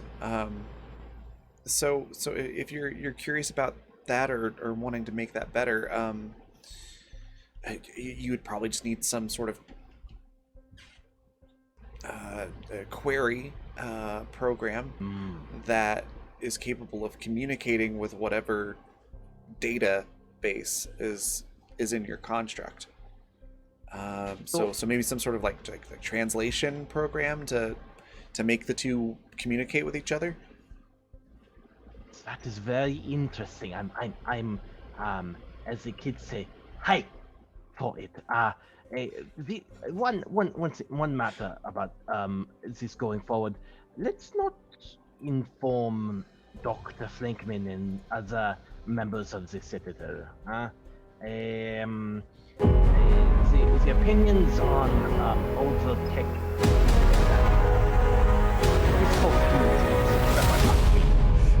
Sorry, the raid music came in a little loud. Could you say the last few words?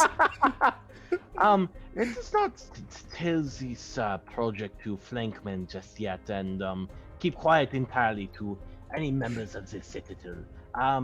The discourse. Yeah. Oh, good. I don't talk to you. You're all the only people I really talk to, so no worries there. Oh. I won't tell Flankman. Like I said, it's a little secret for now. Until we get something that's very productive and hard to refute or execute people over. Okay. Yeah, sure. Also, All right. thanks so much, Bright, for that raid. Coming in with a party of 3. What up, Bright? Yeah, I haven't been able to figure out how to turn down the volume on the alert sounds. I've tried doing it, and it doesn't seem to help. So sorry that was loud. Only louder. Yeah. But yeah, Sophie just sort of nods to Ven and seems kind of happy that she had a conversation.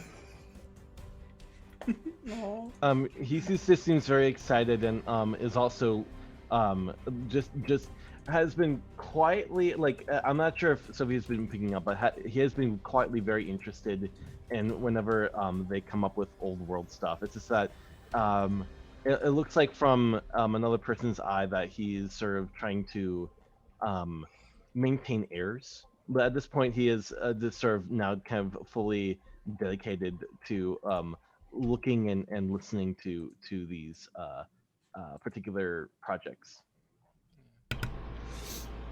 Okay. I don't think Sophie's been that observant of that, just because she's not very good with picking up on like little cues of people's behavior. But every time you ask her about something, it's like going up to someone who's super into Star Trek and being like, "Hey, so you're into Star Trek? Oh my God, yes. Let me tell you everything." So it's like asking me about Star Trek. There was pretty a much how it Jedi goes. and stuff in Star Trek. It's great. And so yeah, as you guys enter in the tavern, like drinks are immediately pushed into your hands. People are very excited to find newcomers, and so you're all kind of separated out, and people are grilling you in terms of your life and things in the walls and what do you do and et cetera, et cetera. It's a very beautiful place, or at least it appears to be. And with that, we'll take a break. With sinister undertones. All right.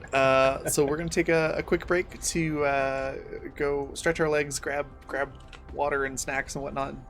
Do the same. Always be sure to get up and walk around every so often.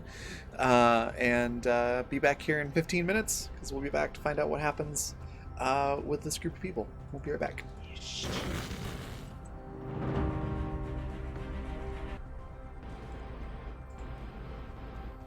Thank goodness.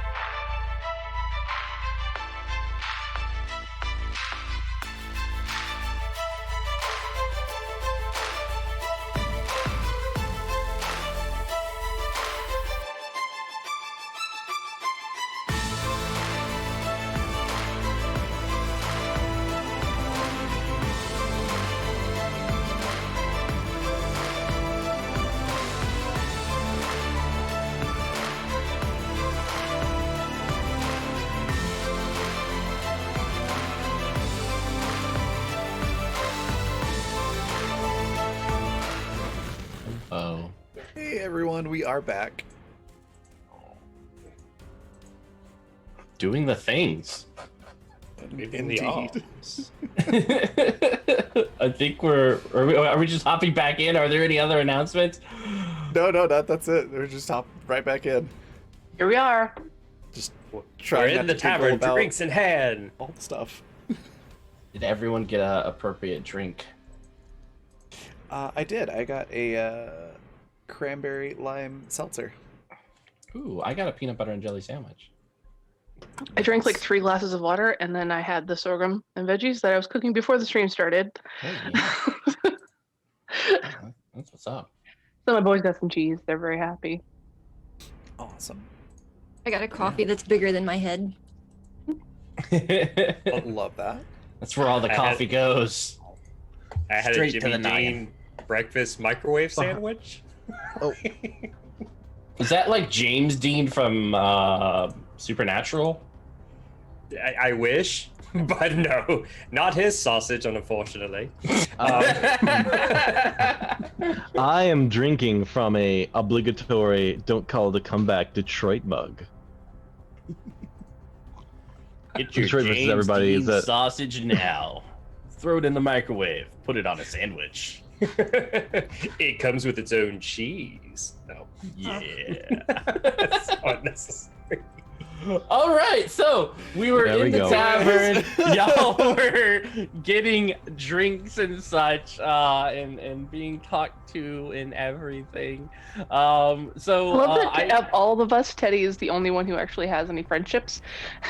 I know, right?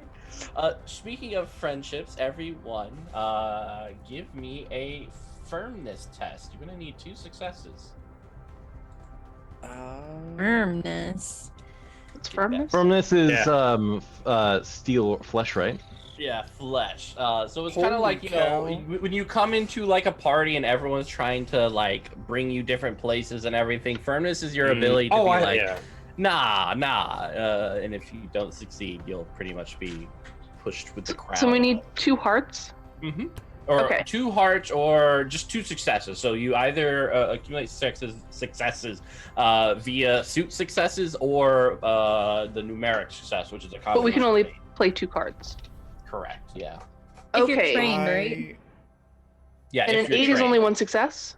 Correct. Yeah. Okay, so I actually have my Streetwise card, my Jack of Hearts, Mhm. and then I have another Ace of Hearts. So that's 2, right? Yeah. Okay. As long as you're trained in firmness, you're good. That would be I'm- 3, right? Oh shit, I'm not. How It many might is be, needed yeah. for 1 success? Huh? How many is needed for 1 success again? Because Either I'm not a suit that matches or an 8. an Uh, 8. Okay. Eddie, I think And your what Jack is- would be 2. Yeah, okay, so I'll play my Jack. So if I'm you're- not if you're trained. if you're trained, what does that mean again? You can play 2 cards. Yeah. Okay. Mm. But if I'm I only not have trained enough for 1. and I Hey, have I- 2 hearts, what does that mean? Say again. If I'm not trained in it and I have 2 hearts, does that still count? Oh no. If you're not trained in it, you can only play 1 card. 1 card, okay. But if I play Hmm. Streetwise, it counts as 2?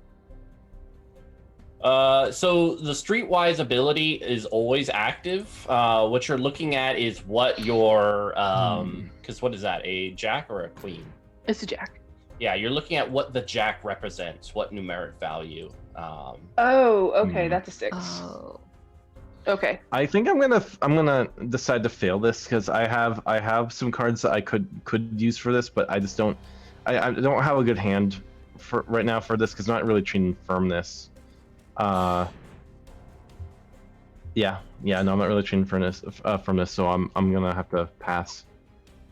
I actually have a partial successes. Are those a thing? Yeah, you could do a partial. Okay, then I will play my 2 of hearts. All right, I have a hopefully a quick question. I'm still using the pre-gen architect. Nothing is trained. How many of those should I have selected? Or I think 6. 6. Yeah. I can pick 6 of those things I can be trained in. Okay, I never did that. So I've just been, You're playing on hard mode. I've been playing on. I've been very handicapped this whole You time. nerfed yourself. Yeah. Well, I We've don't. only played like 3 cards, so. Yeah, that's true. That's true. I don't know if what exactly because I might be trained. What exactly is like? What is firmness? Like, what's a good way of It's kind of social resistance, standing your ground and such, not being able to be kind of manipulated. Oh, it's, We okay. I need a see. face. So there's manipulation, then there's firmness. They're the opposite of each other, essentially. Mhm. Oh, okay. Well, he's definitely doesn't do manipulation, but he would probably be pretty firm in his convictions or whatnot. Yeah, I'll choose to be. I'll choose to be trained in firmness, and I have an ace and a 2 in hearts, and I'll spin both of them. Excellent. All right. So who met the 2 successes? Raise thine hands. The only person trained in it. Oh. Actually, you know what? You know what? I'll change my mind. I only want to do 1 success. I just want to do a partial success because he's having such a good time. He's not going to be this hardcore. Yeah. And I also want to hold on to one of my hearts. So yeah. Excellent. Yeah, Ben. Who all got 1 success at partial? I'm just 0 successes for me. I think Ben would get absolutely swept up in whatever people made him do. He's having the time of his life, just having. I also. Oh yeah, this is happening. Yeah, that tracks. This is happening. I also am not drinking. Oh, but it's apple cider. It's hard apple cider. What? I might like carry it around in my hand and like every now and again dump some out to make it look like I'm drinking, but I don't do alcohol in large crowds just in case. No, that's fair. You see Brandy like at the all bar. business. All business. Never stopped working. Is Brandy drinking? Yeah. Yep. I hard want to cider. be near her. Are all the children An drinking? alcoholic. There's a no drunk other 8-year-old with children. knives. Yeah, like children are pretty rare, so you won't see a lot of them. But yeah, she's the only I mean, child at some point, Flameman will be trying to discern: is she actually a child? Is she more? That's true. He's all very, right, cool. He's very concerned. So about an hour in, you guys all realize that the dear Dr. Venn is gone, just kind of not there. The rest of you guys are a little spread out in the bar, but like people are starting to like trickle out and stuff like that. The partying is kind of settling down and such. You can kind of get your breath. Quick question: is Francesca also missing? No, Francesca is just kind of. I mean, it would have been parked outside, maybe. Okay, like, okay. hide. That's okay. So yeah, so the construct's like outside, like Yeah. hitched to the same thing as the Oh. horses. Mhm. Okay. So we can take it. We can retake that card that we just spent to Huh? draw a breath. We can draw a breath right now. Yeah, After- everyone can after the breath. play? Okay. Nice. You can That's take incredible. thine breath. You had a good time. It's a good chill, drunky time, or not Yeah. drunky time. For some of us. Oh, it's discard a card and draw up to 6? Mhm. Mhm. Oh, we can discard. Yeah.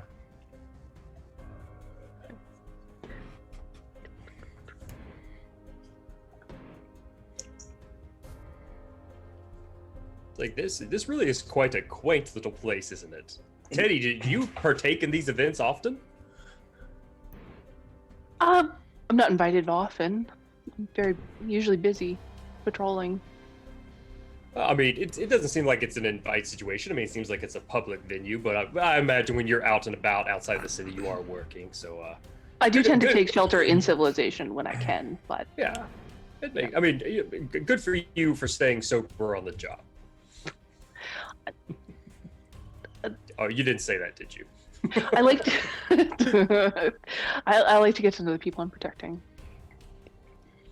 At this Makes point, perfect he's a few sense. drinks in, so he will admit that. I have a question for our machinist. Uh-huh. This hard apple cider, does it have cinnamon in it? Oh, yes, it does. Yeah, Sophie's like had one, maybe two, and it is just like, Get my Blankman. throat feels funny. Yeah, like do you do the universal sign of choking? She's not like choking. She's not like deathly allergic to it, but she's like, I can't feel Swelling. my throat, you know, and phlegmy and a little hard to breathe. She's freaking out a little bit. If Flagman is remotely aware of this, he will absolutely treat you as soon as he's possible. Like if you let him know. Oh no, Sophie's like, as soon as she realizes what's going on, she's gonna run up to Flagman and be like, I cinnamon in the. All right, machinist or machinist? What Yeah. You can just it would be advanced medicine. Advanced medicine, One which I'm trained in. So I will use. That's a spade. I have a 4 of spades. Perfect. Yeah, you can pretty much like create a concoction that either you they can drink or you would inject it into their neck. I would. Yeah, I mean, like, Sophie, pick your poison. Do you want to inject it? Or you want to drink it? Let's go with the injection because it's more dramatic and that seems very Sophie. Yeah, so he basically like we'll say like because of course he has his little medical kit. He whips out a thing. First he punctures where it's fun. He drains a bunch of fluid out, and then he takes another syringe, fills it with some stuff, and then he injects it right back in. So it kind of deflates and then balloons back up, but then naturally floats back down, and you're able to breathe. You feel even more clear than you did before. Yeah, Sophie just like holding her neck where the injection was, like she's been stabbed. Like, oh, I mean, you have been stabbed. You have been stabbed twice now. Oh my dear. Ow. We need to. The one time I don't ask about the cinnamon. The one I could time have maybe died. Maybe we need to make some sort of bracelet with a certain color signifying, and then we have to educate everyone about that color, what it means that you're not allowed to have cinnamon. And like the bartender's sitting there, like putting cinnamon in a mug, like. Get that away from here. So it's like, oh god, the dust is in the air. I have to get away. And is Shepard, Commander Shepard dancing right now? Always.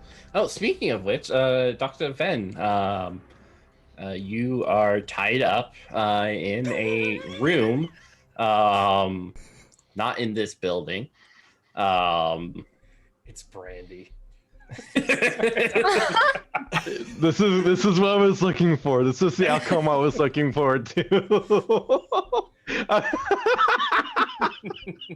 was like, oh yeah, where are we going? Ooh, ropes, very saucy. All right, very dark in here. Very dark in. Where am I? Hello? Hello? And just like, is anyone in there? Hello? Yeah, I'm here, buddy. Oh, Finn, what did you do this time? Yeah, I'm here, and you can from the moonlight you see kind of like two kind of the prosthetic like sharp legs kind of digging into the floor, so you can only see this person's like lower half. The rest of it is obscured by darkness. So why are you here? Oh. I don't know. Okay. There's a. Excuse. Sorry. I have to interrupt you here. There is a little buddy on my shoulder here. Yeah. He just popped out a card. It is green. May Okay. you take it and may you read it to me. We're gonna untie you because we're pretty confident you're not really a threat. So. Oh, good. And the construct comes up and just kind of clips the bindings. At least your hands, you're still tied to the chair via your legs. All right. Okay, so Ven takes up the green card. I think we're looking for someone. We didn't really have any major issues with them. We just wanted to talk because we got a weird. The experiment. Yeah. So there is a little body that I brought with us who somehow was able to make a painting of a couple of people that we're not looking for. It's very unusual. These people don't do these kinds of things. These constructs, they don't make people. So your construct did this, and that construct is the one barked outside the tavern. Should I not have told you that? No, I think that's brilliant. I think you're doing a very good job talking to us. Are you going to destroy Francesco? I like him very much. No, we I'd like to keep him. Francesco. Yeah, you'll be able to keep him. Oh, good. So, depending on my answer, you would have killed me, yeah? No, we're not barbarians here. All right. Despite you being tied to this chair, you were in a safe place. And you hear her whispering a little bit, and someone like goes down the stairs.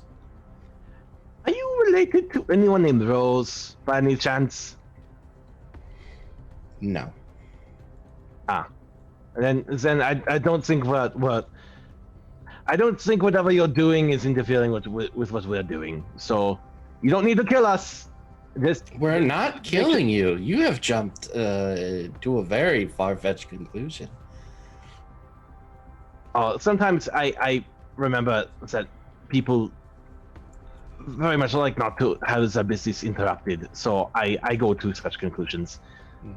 So what's your end destination? I don't remember. Who are you traveling with? Yeah,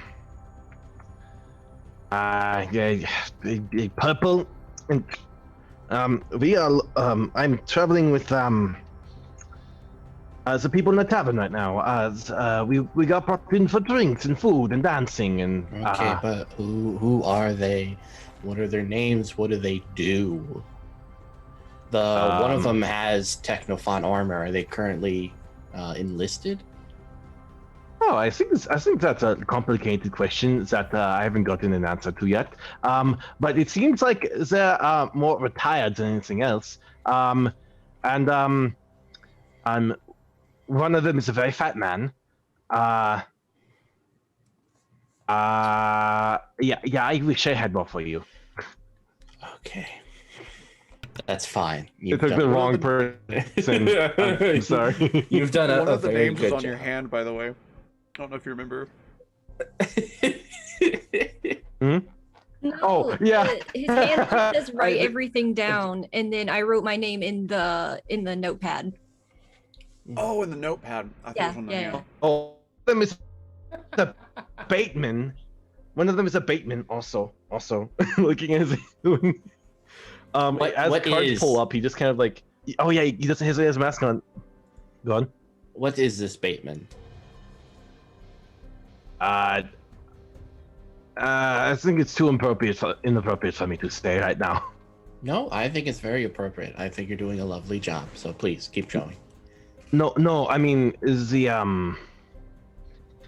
it's a profession, you know. I don't want to be so crude, you know. Profession. A Bateman. You know, that's what a Bateman is, and I told you. I don't know what to tell you because it's too crude. Oh, it's okay. Feel free to divulge. So a Bateman is someone who catches fish, but also happens to delight in private personal affairs. I think. Is that right? Okay, I think no. That's fine. That's fine. I was really hoping you would have a little bit more for us. I was hoping I would have more for myself, but here we are. Okay, the construct is important to you, yes? Oh, I mean, yeah. I mean, I can make another, but I mean, that tied to this whole thing, and I think, you know, the more That's fair. we keep. We're taking it.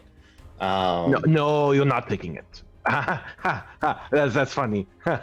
No, this is still joking. I know, right?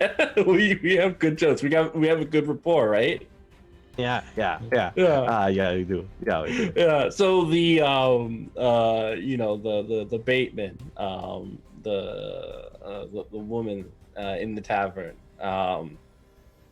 What does she do?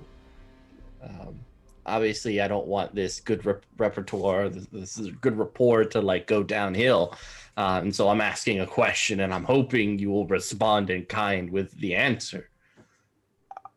I thought I told you. I thought I told you. He they catch fish and pleasure themselves. It's fine. No, you're good. All right, I think I'm done here. Ben would kind of just serve like kind of shift forward and like yeah, but I can't tell you what I do, and I think that might be more helpful for you. Now I'm gonna try to use manipulation here. All right. I am my profession is I'm very good at being very valuable to the only place with lethal weapons authorized and running electricity. I have many going projects and many secrets that would not that my employers would not like to go into the wrong hands. And so as they find out that I've been gone from the city for so long, they might send a whole lot of people. And if they do, then who knows what they might find? They might find me. They might find you. They might find the things you're so adamant in keeping hidden. Hmm?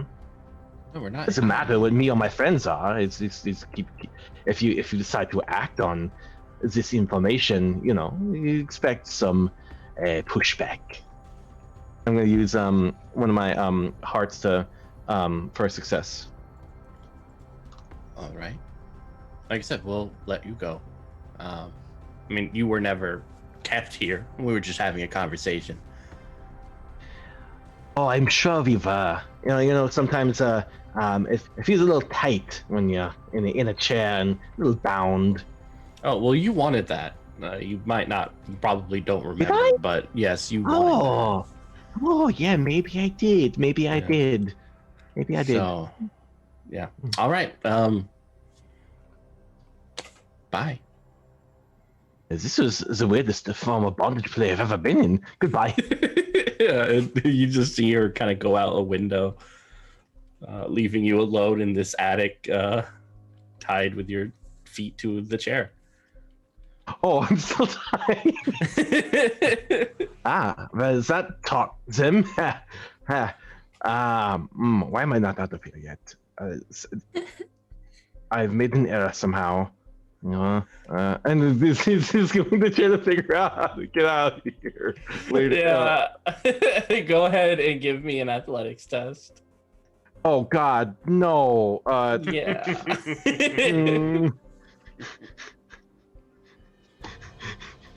I'm going to use my Joker for this.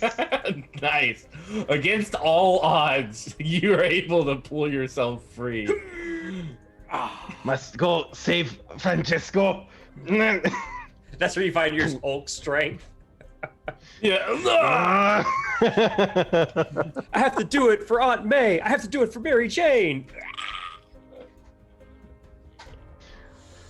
Oh man.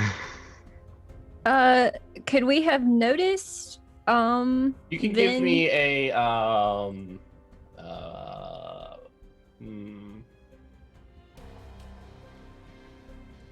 either investigation or reasoning. Cool. Because I'm trying to keep. Do I just need one success? Mm-hmm. Okay. So then I will play. Can Ludo. Sophie do that as well? Yeah. Oh, hey, Ludo. I'll play my Ludo for a success to notice Ben missing. It seems like he was gone for a bit. Yeah. It's I'll like, do I'll my, conquer this mountain. I'll do my Ace of Clubs to also notice. yeah. You guys like, where are they? So now I'm very suspicious. And First definitely thing- not accepting drinks. Flightman they- sees Sophie with a worried look on her face, and he's like, "Oh goodness, did you have another allergic reaction?" No. It's just, I just noticed the mask guy, Ven, missing. So first they try to kill me, and now one of our friends is missing. This seems like a bad situation. Well, you're right.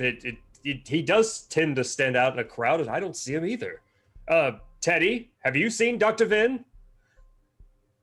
No. Oh God, you're right there.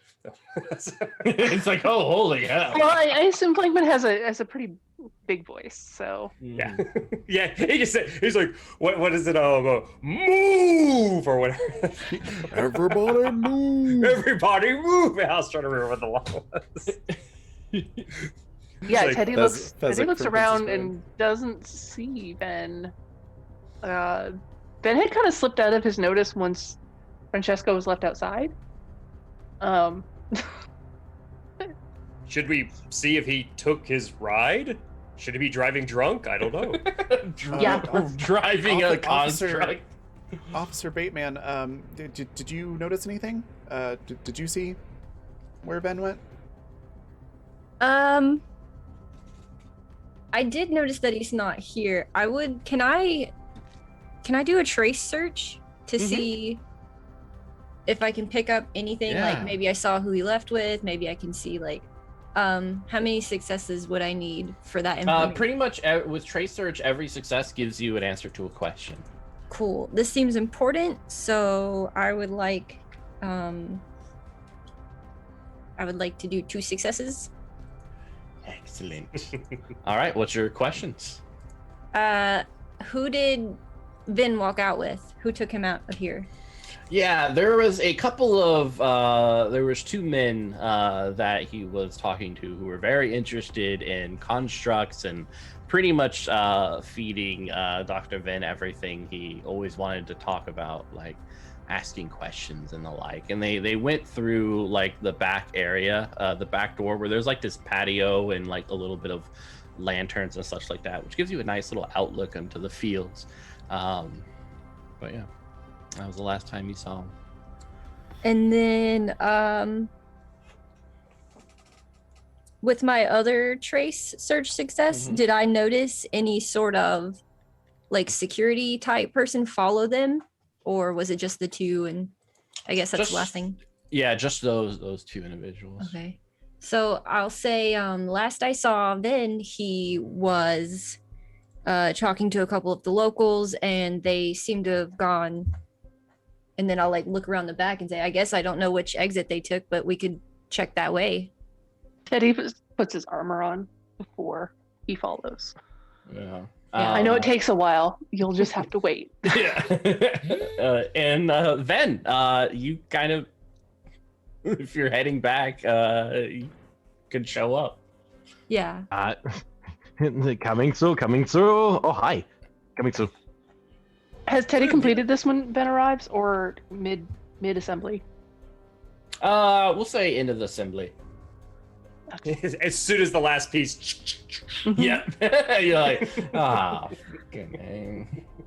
Ben, where have you been? In an attic. Let's check on Francesco, shall we? Walk and walk. Is everything okay? I don't like that. We'll go. So we like obviously very loudly leave the party. Yeah. Yeah, Brady's just like, peace. So I got kidnapped. But then napped, I guess. I think they're some people here, I didn't see their faces, are very suspicious about us operating in their village. Very sharp legs. Damn, those legs are sharp. They're gonna cut the wood or someone's head. Does that sound like the people I saw him leave with? Mm-mm. No?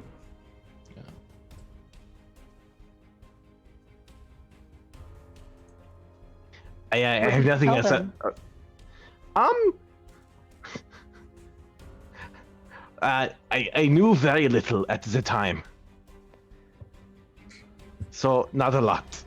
What did you tell them? Like, what did they ask about? Oh, ASL. Our professions, who we are. You know, the usual.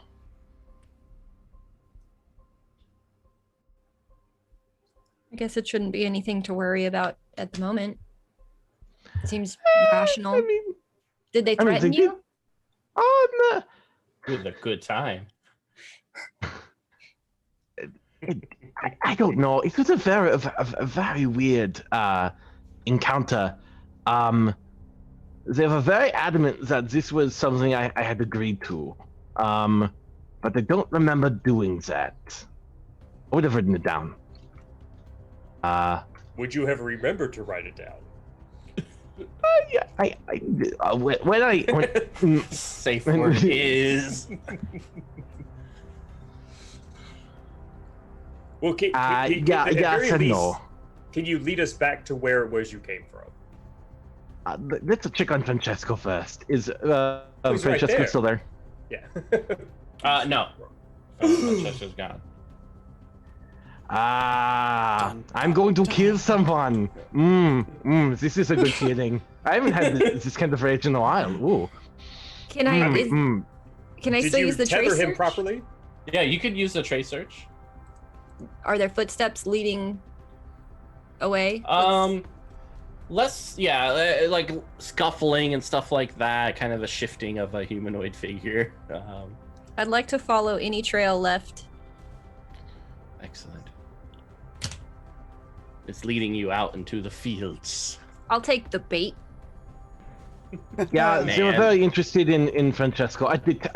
You know what? I did forget to tell you something. I did tell them about Francesco and how they did something weird. Maybe they see that as some kind of profit, but Why would they think your construct was some kind of profit? no, profitable. They could make money or I don't know. We'll find out really soon. Yes. It's actually pretty dark outside right now, right? Oh yeah, it's nighttime. Did anybody bring a proper light source? I did not. Would I have one? Sophie, you seem Yeah, like you would. You'd have a lantern. Yeah, we grab it on the way out. It's fine. I'll light my lantern for everyone. I'm looking to see if I kind of figured Sophie had like a cool like flashlight or like the little or what is your spider droid called again? Roomba. Roomba. Oh, Roomba. It's Yeah, like see, if Roomba has like its own little headlamp. Yeah, I was just looking to see if it says anything specifically about that. It says greater vision, which commands far sturdy. I think it would be reasonable to say that Roomba would have a light source. It's also literally made from like an old Roomba, so it says Roomba like on the front. And yeah, like probably like I imagine Sophie has like a little mag light or something like that on it that she uses to have it position a light on something that she's working on usually. Yeah. Taped. Yeah. So yeah, she'll turn that on and have Roomba walk ahead of us. I'll say Flankman does not have any sort of a light source because his equipment slot was taken up by the camera and tripod. Just all of He's that. not good at traveling outside the city, so he's like. Well, I you seem have to the be- flash if you ever need light for a half a second. for the 1.00526 points of a second. Yes. Teddy, how about you bring up the back? I'll get us there. Make sure we're not followed. I would think that you would want me up at front, guarding you. If you want to be behind me, that's fine. Whoever is in the back needs to make sure we're not followed, though. I'm gonna get us there. Never traveled with a Technophon before? I You work see alone. the armor? I always work alone. I work And within alone. the city. This is for taking projectiles. That's I, good. I will be at the front. Someone else can take the rear. I can take Plankton? Xavier. Or could you have room? Sophie, could you have Roomba watch the? Does it work that way? So what on the Roomba? Sorry. Could Roomba make sure we're not? I just want to make sure we're not followed, or snuck up on. Yeah. Sophie could just take the rear and keep looking back. Yeah. It all works out. Then keep an eye out for who you were with. I could not see them. They intentionally kept themselves blinded. But I will try. Look out for the legs. Yeah, dim legs. Yeah. It's like that Metal Gear Solid, like remembering when you're hiding. Oh god, that was such a weird. All right, so you guys are going out into the field and such. You know what? That's a good point. He quickly Look out for the legs on your notepad. Yeah. Look out for them fine stems. Yeah.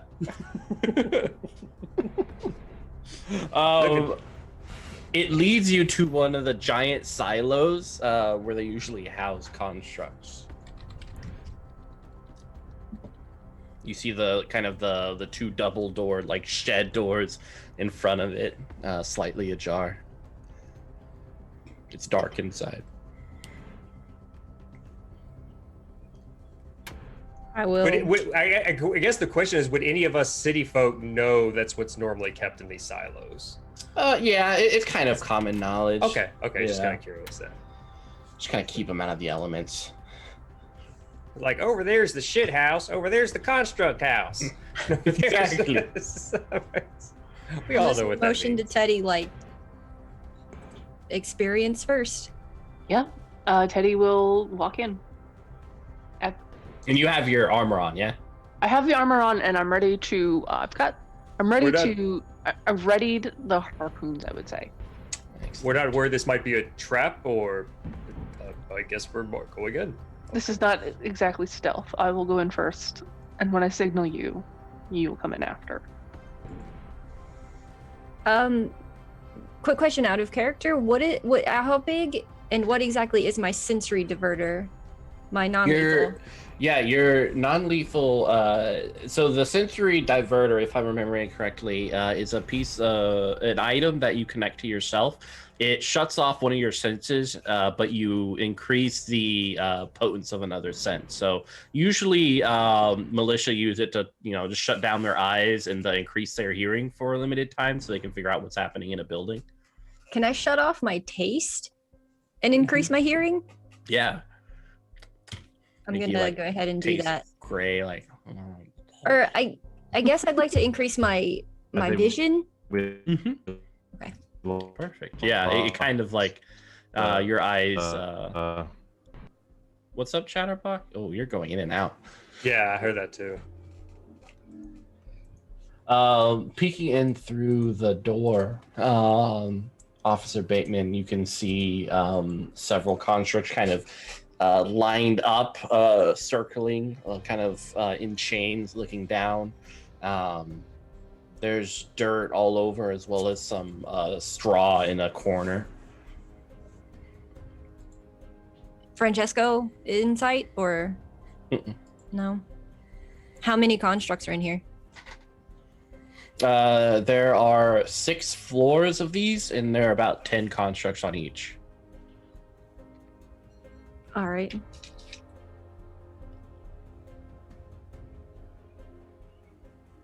All right. Teddy will push open the door and stride in so that Officer Bateman can follow.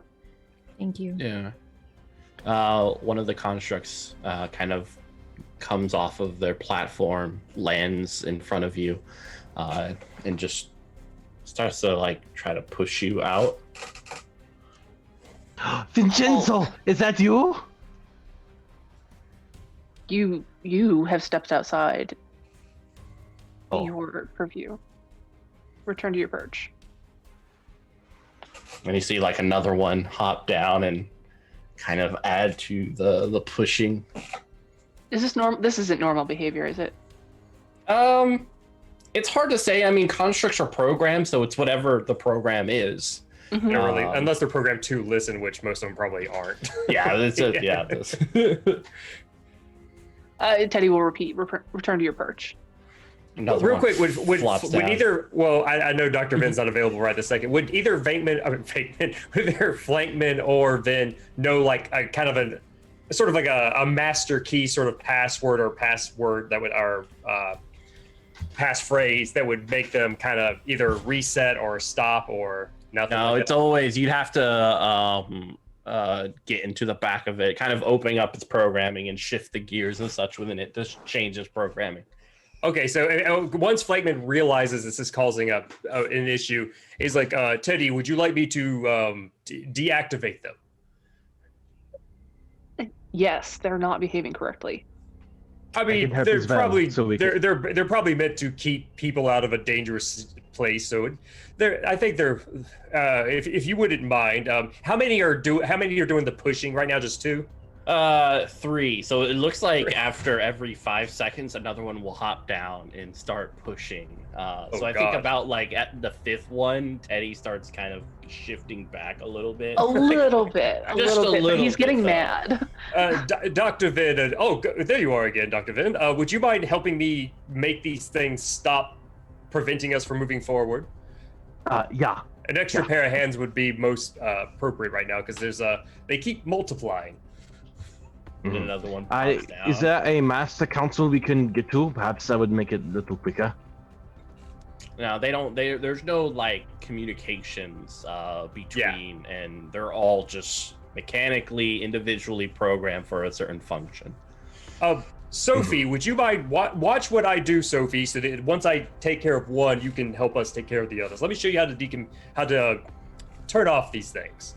Oh no, like it's kind of like you're doing the equivalent of programming, and so someone even watching it's very complex. It's not as okay. Yeah, okay. It's like mechanical surgery. And we're trying to do it while they're moving. Exactly. Yeah, it's not great.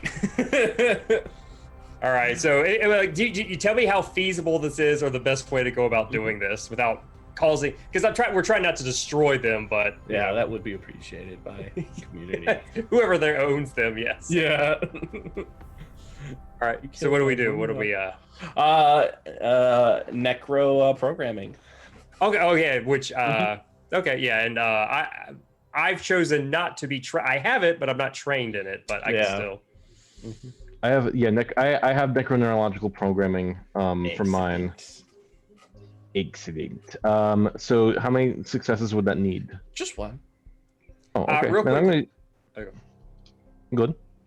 I was gonna say I know you've told me this before. How much is a queen and a jack worth?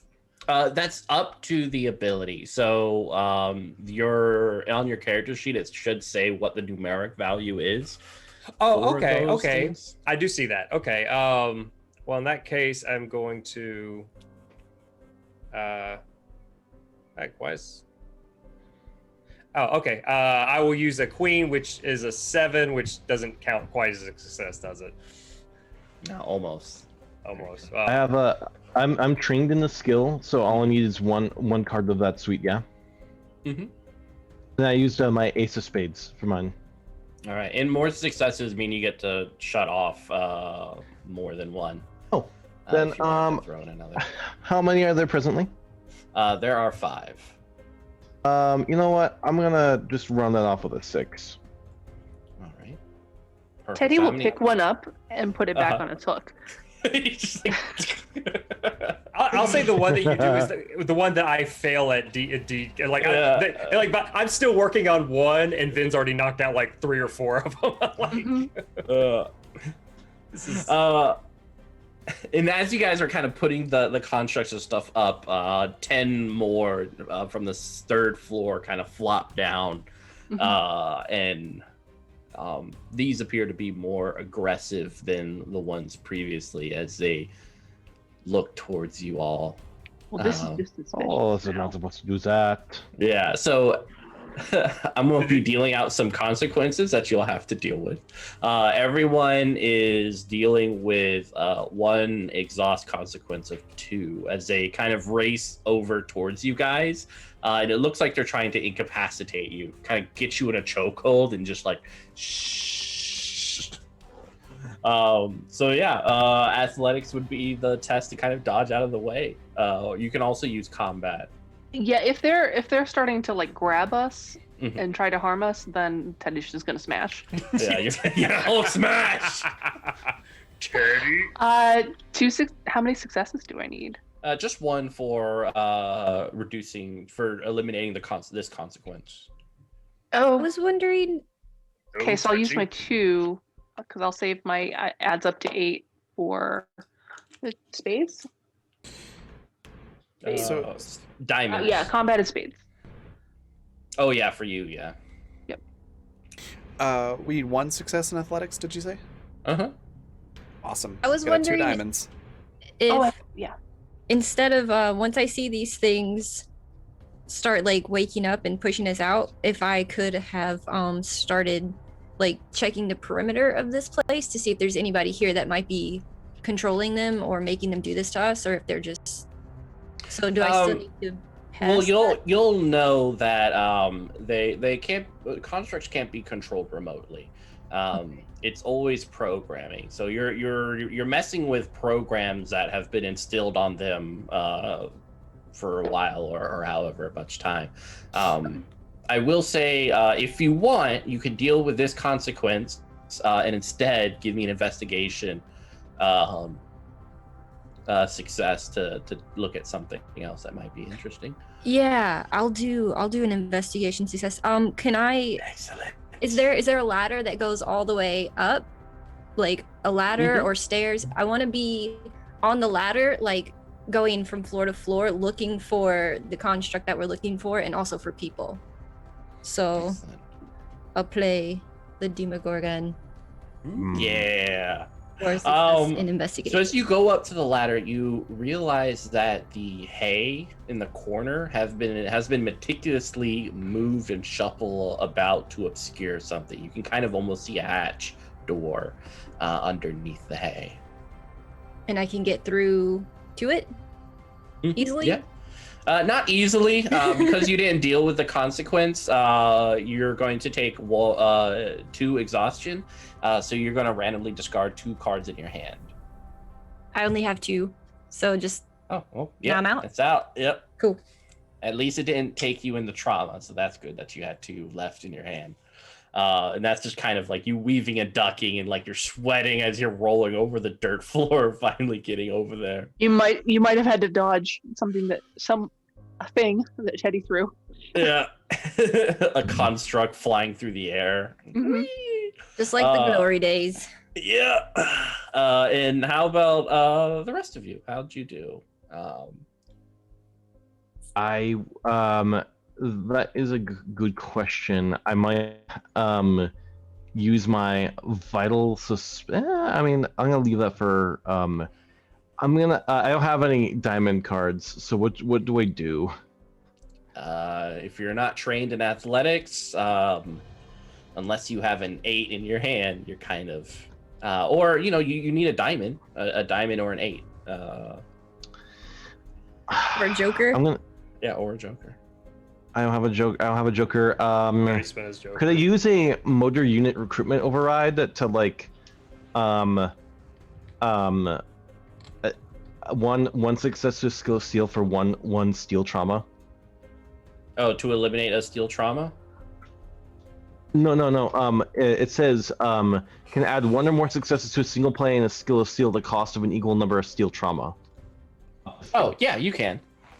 Okay, so cool. That's what I'm gonna do. I'm gonna just like inject myself with something, and then I'm just gonna start like using my crossbow and just kind of like kind of go into this like robotic like sense of concentration, like pum, pum, pum, pum, Excellent. And how about you, dear Flagman? I was I actually guess gonna so. say for like Flankman would have done his absolute best to get out of harm's way as soon as possible, and really just trying to keep an eye on making sure nobody's actually. I guess you said these things are putting their hands on us, so to speak, but they're not actually calls. They're just trying to like hold us, or they're trying to incapacitate. So they're grabbing onto those two little veins there to try to make you pass out pretty quickly. All right. Well, here's my friend. Like, have they successfully done that to any of our group yet? No. It looks like everyone has either dodged or dealt with it, and of course, we need to figure out if you're going to dodge. Yeah.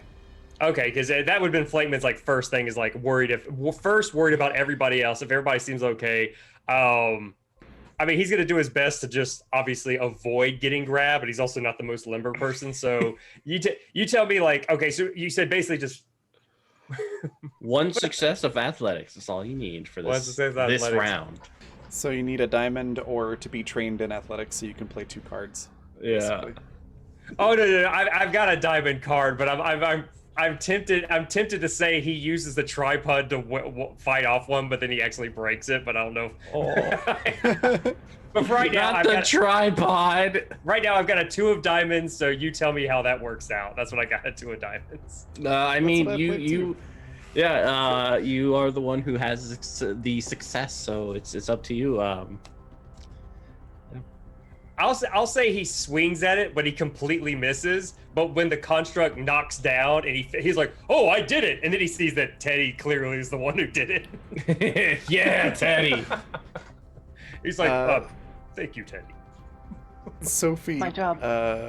Basically just like slides between the legs of the construct that's trying to grab her, and then hops up on its back and is like trying to pull out whatever connection, servo or wire or whatever is causing it to move. She doesn't know a lot about constructs, but she understands machines enough to know like there's something sending signals from one part to the other, and I want to remove that part. Yeah, it's so for constructs, it's always kind of in the it's in the back with several steampunk steam items and stuff like that. Constructs are very, very durable in terms of what they can take and before they stop functioning. It's kind of ridiculous. They're almost like it's like trying to smack a tank around and getting it to stop moving. Just I love because that image. Yeah, She's just trying to pull out whatever parts she can. She's like, and there's like blood splattering out, like this dead carcass of veins and stuff, like flying on your face. Sophie, do you I don't use know a what these Phillips parts head do. Make it screwdriver? stop working. That's our raid cry. Can I shout out to everybody? Forget them. Yeah. We're going down. I found a door. Like, don't just run past them Yeah. Good and idea. then start like Yeah, uncovering. Yeah, it's your turn now before I will deal out consequences again. So whatever. you Yes, guys I would wanna like do, to now's your uncover time. the door, motion everybody over, just like, don't worry about them. We don't want to hurt these people's livelihoods by destroying their constructs. They're already struggling. Let's just go down here. These things were programmed to apprehend us, it seems. It takes a lot of complex work and a lot of people, a lot of time, a lot of effort. Yeah. And do you open the hatch, Bateman? Can I? Is it like, Yeah, it's you kind of pull on it, and yeah, just below it you will- see like a red lantern glow in a tunnel that you kind of have to climb down to get to. okay. Yeah. I'll just follow me and we start going down. Yeah, there's like a I do. silhouette of like a bat as you go down. Batman, you help us. Oh no, my biggest fear. All right, what's everyone Teddy else will go doing? last, Mm. fending off the constructs who are not behaving as they should. Yeah, and like this you'll see that there are 10 more about to plop down. He wants to destroy them, honestly, but You could very much destroy everything here and wreck like, havoc. this is not right, and he is afraid.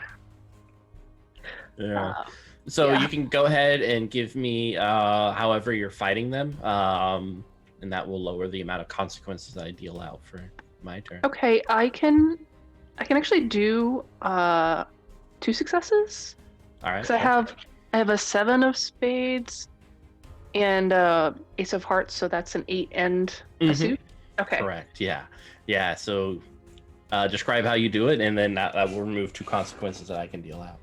Great. So as everyone is slipping down into the hatch, is it in or is it down or up? Down. Down. As everyone is going down the hatch, Teddy will stand there and just just start punching at the constructs as they come forward. Yeah, and they can't reach his throat anyway. He's like 7 feet tall. Yeah. And as they get a little more packed, he'll actually stride into them a bit and just clear a circle around the hatch so that everyone can get down there. Nice. And then just throw it just spin with his arm out as he clears the way for himself to get down the hatch. Like a helicopter, Yeah. Yeah. Oh, nice work, teddy bear. Oh yeah. I was actually, in my brain, I was actually thinking more of when Link does a spin attack. Oh yeah. But He no, might the arm stomp, if one of the constructs is on the ground, he might stomp its head a little. Brain matter just flies off. You flying ain't right. around. It ain't right. So the other 3, what are you guys just heading over to the hatch? I think Sophie's taking a moment to just stare in shock at this carnage and horror. See, Flakeman is actually mesmerized. He's like, he says to Teddy, he's like, "You are a fascinating specimen of a person." Down the hatch. Yes, down the hatch indeed. Oh yes, that too. Yes. So, after taking a second to just be like, holy crap. Sophie will run down to the hatch. Slip down in there. All right. Everyone slips down except for Teddy. For my turn, I'm gonna deal out some consequences. Oh no. So since you're the only one left, Teddy, this is all on you. So you have 3 successes of 3 consequences to deal with. Okay. Rather than 5. Good. Okay. So it's up to you to athletics or techno-powered armor, however you're dealing with it. Okay. Diamonds. My queen is a 3. I just have the 1 diamond, so I can eliminate 1. Mm-hmm. Okay, 1 consequence. Cool. I will use All right. my queen of diamonds. And then for the remainder, these are all things that I'm skilled in. Oh well, you can only use one of the things. Yeah, that's all I can do then. Yeah. I All right. can't add up So so I have 2 you- consequences left. yeah, each one is 2 exhaustion, so a total of 4 cards randomly discarded from your hand. Okay, so 2 trauma and 2 cards. Yeah. Okay. Well, how much cards do you have in your hand? 2. Okay, so the first one just eliminates both of your cards in your hand, and then the Mhm. second one, since you can't give me any cards for the exhaustion, you take 1 trauma. 1 trauma. Okay. Yeah, as they start piling onto you and cutting and kind of scratching against your face as they're trying to get to your neck. You feel That's what happens before the spin. Yeah. Yeah, But he's still damaged. Yeah. Some of them are riding you like a rodeo. basically, yeah. As 10 Yeah. more flops down onto the thing and start just it's like the Matrix. At the dog pile. Yeah, as they're all just trying to pop on. Teddy has so many questions for the doctors Me too. when they It's get, like, when they get yeah. to safety. The best thing Uh, about wait, me. Where does the trauma go? You'll see on the character sheet just to the right of. So this is steel Yep. trauma. Is it steel? Okay. Yeah, Yep. so it's just that first notch. Steel trauma. Okay. And I assume the next turn you're just shooting down. Yeah. Oh yeah, he'll yeah. just drop down. Excellent. 3-point landing. Boom. Yeah, You there's do the probably superhero landing. there's probably a construct underneath the fist, just As the hatchet door closes Take behind one you. out. It's like the Max. You know how he is? He's just like, that's how I'm imagining it. Except he doesn't have a mask. Excellent. His scarf goes up over his face a little. Yeah, I mean, you see like cuts on Teddy's face now. That beautiful, beautiful face. Real quick, other than our own lights that we brought with us, where we are is dark. Is like there's no lights at all. No, there's like a red lantern. Okay. Where you are giving a few glow, and you kind of see like more lanterns down this dark tunnel. You can kind of squish 2 by 2 to go down, but for Teddy, like only one Teddy can go through. Flightman Furious Teddy. Yeah, Flightman will point out. He'll be like, everyone, might I suggest we all take a breath while I tend to the wounds on our intrepid hero in metal gear right here. Oh, gladly. I am also a little bad for shape. All right, so you're attempting to take a breath. We're in a tunnel, right? Uh-huh. How far down does it go? Further than see. further than you can see. It just kind of keeps going and going. You see like the red lanterns. What about my enhanced sight? So you see further on down that there is a kind of a double steel door, like Okay. a bunker. And then nothing on the other way? Like it's just where There we is came no down, other is way. it? Yeah, it's just kind Okay. of down and up and then to the I think we're bunker. fine to rest here if everybody needs to, but Yeah. you know, I mean, unless I don't understand. I mean, once again, is there another way for some of these people who have completely wiped out their cards to get cards back? Yeah, not. I mean, Okay. taking a breath is the best way. Okay. I mean, I'm relatively okay, but Flankman, of course, is worried about everyone else, and he sees everyone Yeah. else is just exhausted. Yeah, like they're sweating and like, oh god, need it so badly. So I will say you will not be able to take a breath, unfortunately. Those, especially Officer Bateman, you see those double doors like open up. A silhouette kind of stepping into the door before closing it. The kind of you guys all hear like a sharp metallic scraping against the dirt floor. You can see this Officer Bateman as it's almost like watching a cheetah, right? As it picks up speed, going super fast. Like you can see this woman with kind of this long, dark reddish hair. With like these spikes at the end of them. Her lower half are just kind of like these steel legs, prosthetics. And she's wearing like this kind of mishmash of Technofont armor on her top part, with like these almost serrated claws in her left hand, as she is picking up speed, going like 20 miles an hour, 30, 40. Like it's just ridiculous how fast it is you see her coming. What do you guys all say in response, and then we'll end our session on that note. I'll start to back up and say, who can take a hit? And just like, Teddy just says constructs aren't supposed to do that. Looking And at doctors. do they have Hmm? the sharp legs? Mm-hmm. Yeah, and this is a living person, Yeah. kind of green eyes staring at you viciously. Oh Real yeah, I quick. mean Teddy Hello? hasn't moved on from what happened up there. No matter what's he's happening just right like, now. what the heck was that? He has not moved on. Hey, real quick, can we very obviously recognize this person from previous descriptions and? I mean, from what you heard from your dear friend, like the sharp legs definitely sounds like something.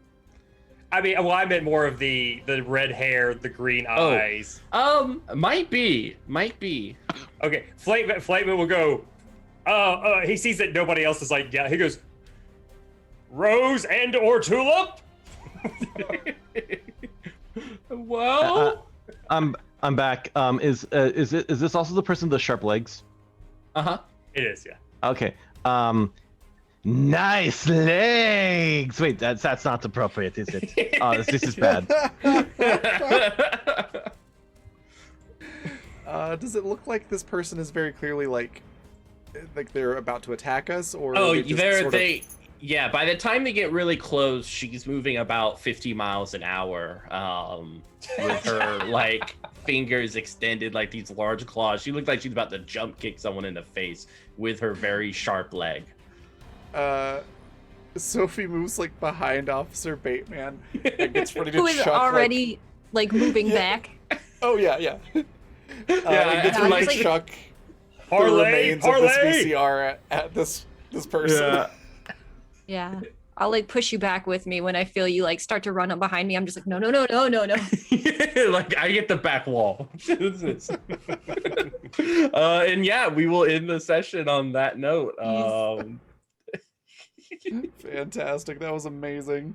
So normally I would say like, don't keep track of your cards in between sessions, but This time again. yeah, and for this, like obviously you don't have to have the same deck and same hand and stuff. What I suggest people doing is just note how many cards you have in your hand and then shuffle and just draw those cards at the beginning of the next session. So if you have nothing, then you're good. You can pretty much just put your discard and your regular cards back together and shuffle them. Can I use my techno-powered armor without using a card? Is it because I have an inventory of pellets and I can use one per combat, right? The pellets activate certain functions of the techno-powered armor. So you Does see it like still take damage without it being activated? Yeah, it still acts as armor. Okay, so it takes 2 damage. Mhm. Okay, good to know. Teddy will stand in front of everybody. Yeah. Or you could just grab an architect as a shield. Like They haven't given me any answers yet, so And Are does there that- any quote unquote chairs we could grab and put in front of us there? I knew you were gonna say. You can't get past I- the chair. I played a character yesterday who kept grabbing children and putting them in front. Like, if something was dangerous, the child would go in front of him, and he accused the child. He was like, "I thought you were a chair." Yeah, that's fair. What were you about to say, Bowser? Oh, I was gonna ask, does the same apply to my Sonic Truncheon? Do I need a card to play that? Oh, Do I have that? Well, yeah. For any kind of success, any sort of attack, you need a success in order Okay. to deal the damage. So, Okay. if you don't have any cards in your hand, you're going to be picking just the top card of your deck to see if it fulfills the function that you're trying to get. okay. If you have Navigate, which is a really cool ability, you get to draw 2 cards And for pick from- that. Yeah, and pick one of them. Okay. Oh. Could I actually just one last question, or not even a question, or more like can I use this like before we start next session? Can I use my invigorating tonic to get a whole new set of 7 cards? Yeah. I just like kind of like using it to like recover while we all kind of like, oh, what's that coming over, you know? What's that? It's candy. And so I'm just like, Anything to avoid my questions, I see. you know. Oh, can't. Mouse busy. Exactly. All right, I'll throw it Awesome. on back over to Raven. Yeah, we're gonna go on a raid here in just a second. If you've got suggestions for a raid cry, feel free to throw that into chat as we're talking. And we're gonna go reverse order from how we started. So, Mitch, what was your favorite part? Where can folks find you? Anything you want to share or plug? I mean, obviously, check out Necrobiotic. We are on our last couple of days, so it's going to be a lot of fun. I mean, my favorite moment was I was thinking like when they captured Chatterbox's character and like this being the worst person to grab. I think that just worked out perfectly for the whole story. I of course love the wine-centered family, especially Brandy, who I feel does she still have your officer badge? Yes. Yes. But I have her dagger. This is true. You could frame her for a murder. Dun dun dun. Maybe. She even took my badge. Yeah, Yeah, she stole my badge and then went and killed people. Like, I don't know. Oh, I think kids one of these my days. my favorite parts is Bateman's like paranoia with every little bit of information going out, and Teddy's just like, sexy muscle boy vibes. Like it's just like, well, hello there, tall drink of water. But yeah, that was me. Awesome. Wowzer, same questions. Yeah, my favorite part today, same as Mitch. I love that they grabbed Vin. Of all the people that they could have got in our group, and they're like, "Why are you here?" And he's like, "I don't know." Why am I here? He actually meant it too. He was just like, "I don't know." That was really good. I like where this is going. I'm terrified, which I guess is good because we should be. So, and as far as plugs, follow my Twitter. I am gonna have, I'll say this is the first time that I actually have something that I'm gonna start plugging soon. I can't say anything yet, but I'm very close to being finished with something I've been working on, and we'll finally start going through with that. But for now, I will plug where I got my cards. Follow Chet Art on all of these socials. If you liked my cool cards that I've been playing with today, they're all like demon themed and stuff. So yeah, that's all for now. Stick around, follow my Twitter for the other stuff. Awesome.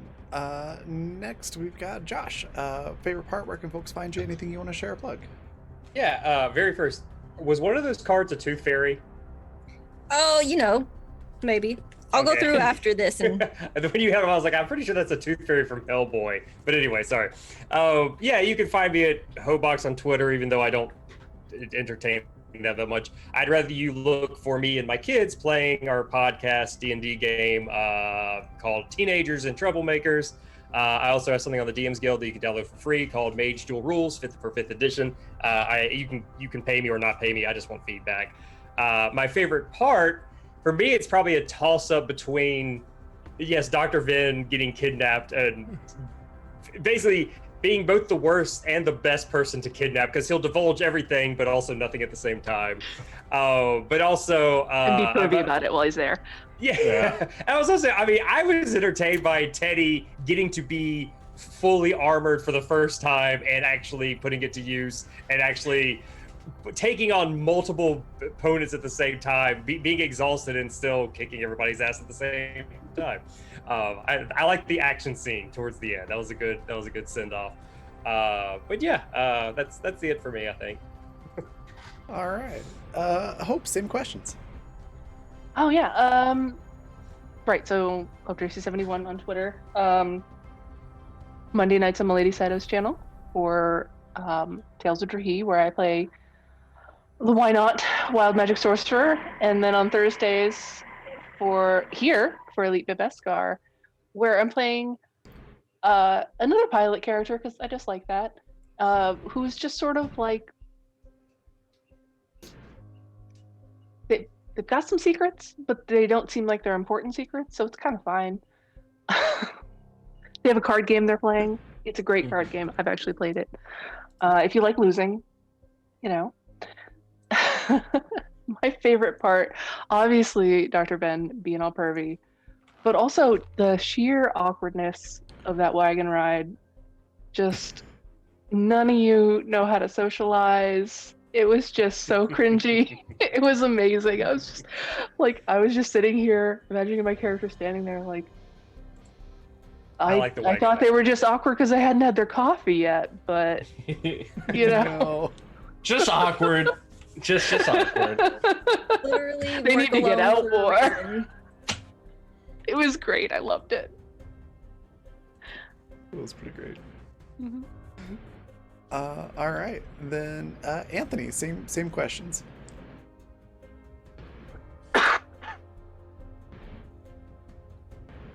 Sorry, there's some sound on my end. What does those capacitators do? Chatterbox AVA and Twitter. I have things coming.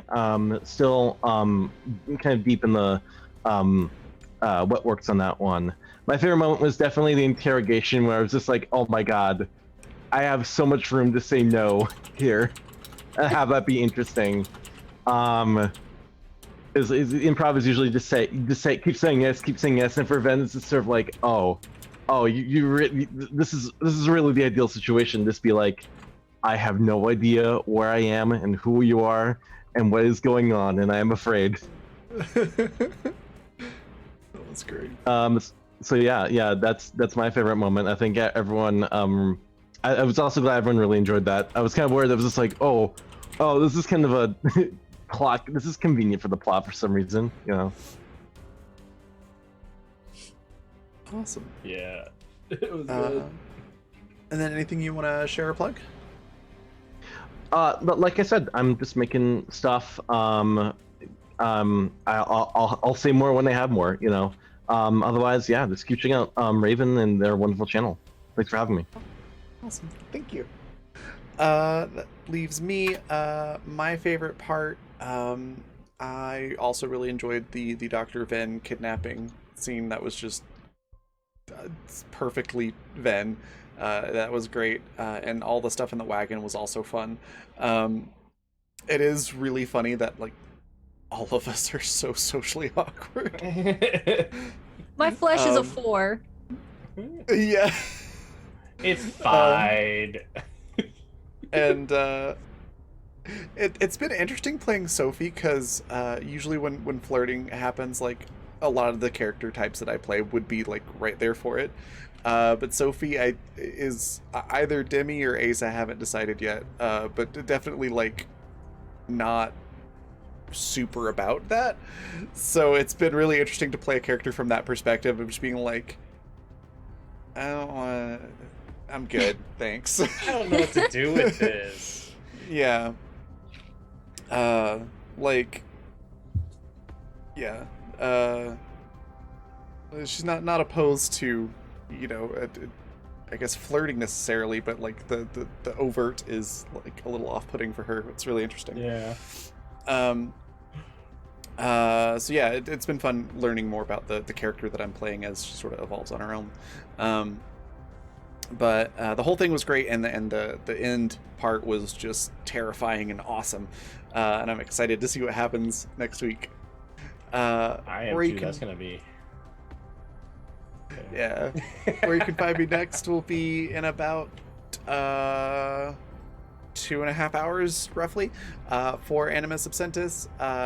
The crew has gotten themselves stuck in a very, very big trap, and it just got sprung at the last session, so we're going in finding out just how bad the trap is going to be and who said it. I'm super excited. It's going to be a lot of fun. Yeah.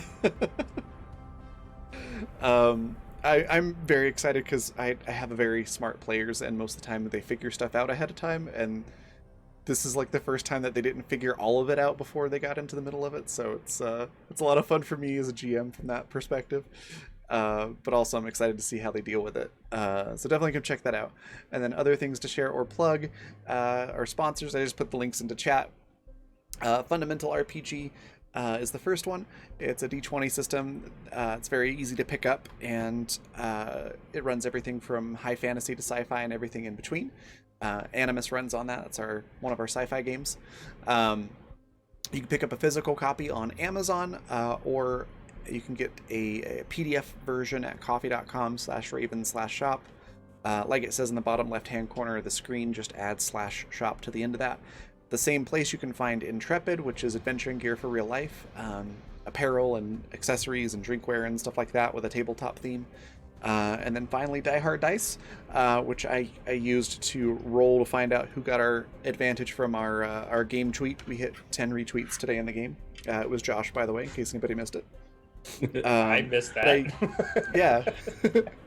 It was all in chat because everybody was talking when it happened. Oh. But I used this really awesome Die Hard Dice Spellbinder Fey Queen set. I used the D6 to determine that. This is my favorite set that they sent me, and I have a lot of dice, so me saying this is my favorite set is saying something. but they're very pretty. They roll really well, and you can pick up your own set at dieharddice.com. And if you use the code BlackFeatherJune, all one word, capital B, capital J, you can get 10% off your whole order. And finally, if you want to catch up on this show or any others that we have on the channel, you can do so at the Fantasy Network at watch.thefantasy.network. Just go to Watch for free up at the top of the screen, go to Stream Library, and look for Black Feather Guild, and that's where you can find all our content. Yeah, we're going to go on a raid. Our raid cry is, I'm going to need some backup, from our Officer Bateman quote, and had a suggestion to go raid Baldrianth. Looks like they're playing some Dragon Age tabletop, which is awesome. So we're going to go raid them, say hello, throw the raid cry out there, give them a follow, and I will see you all in a couple hours. Bye, everybody. Bye. Bye.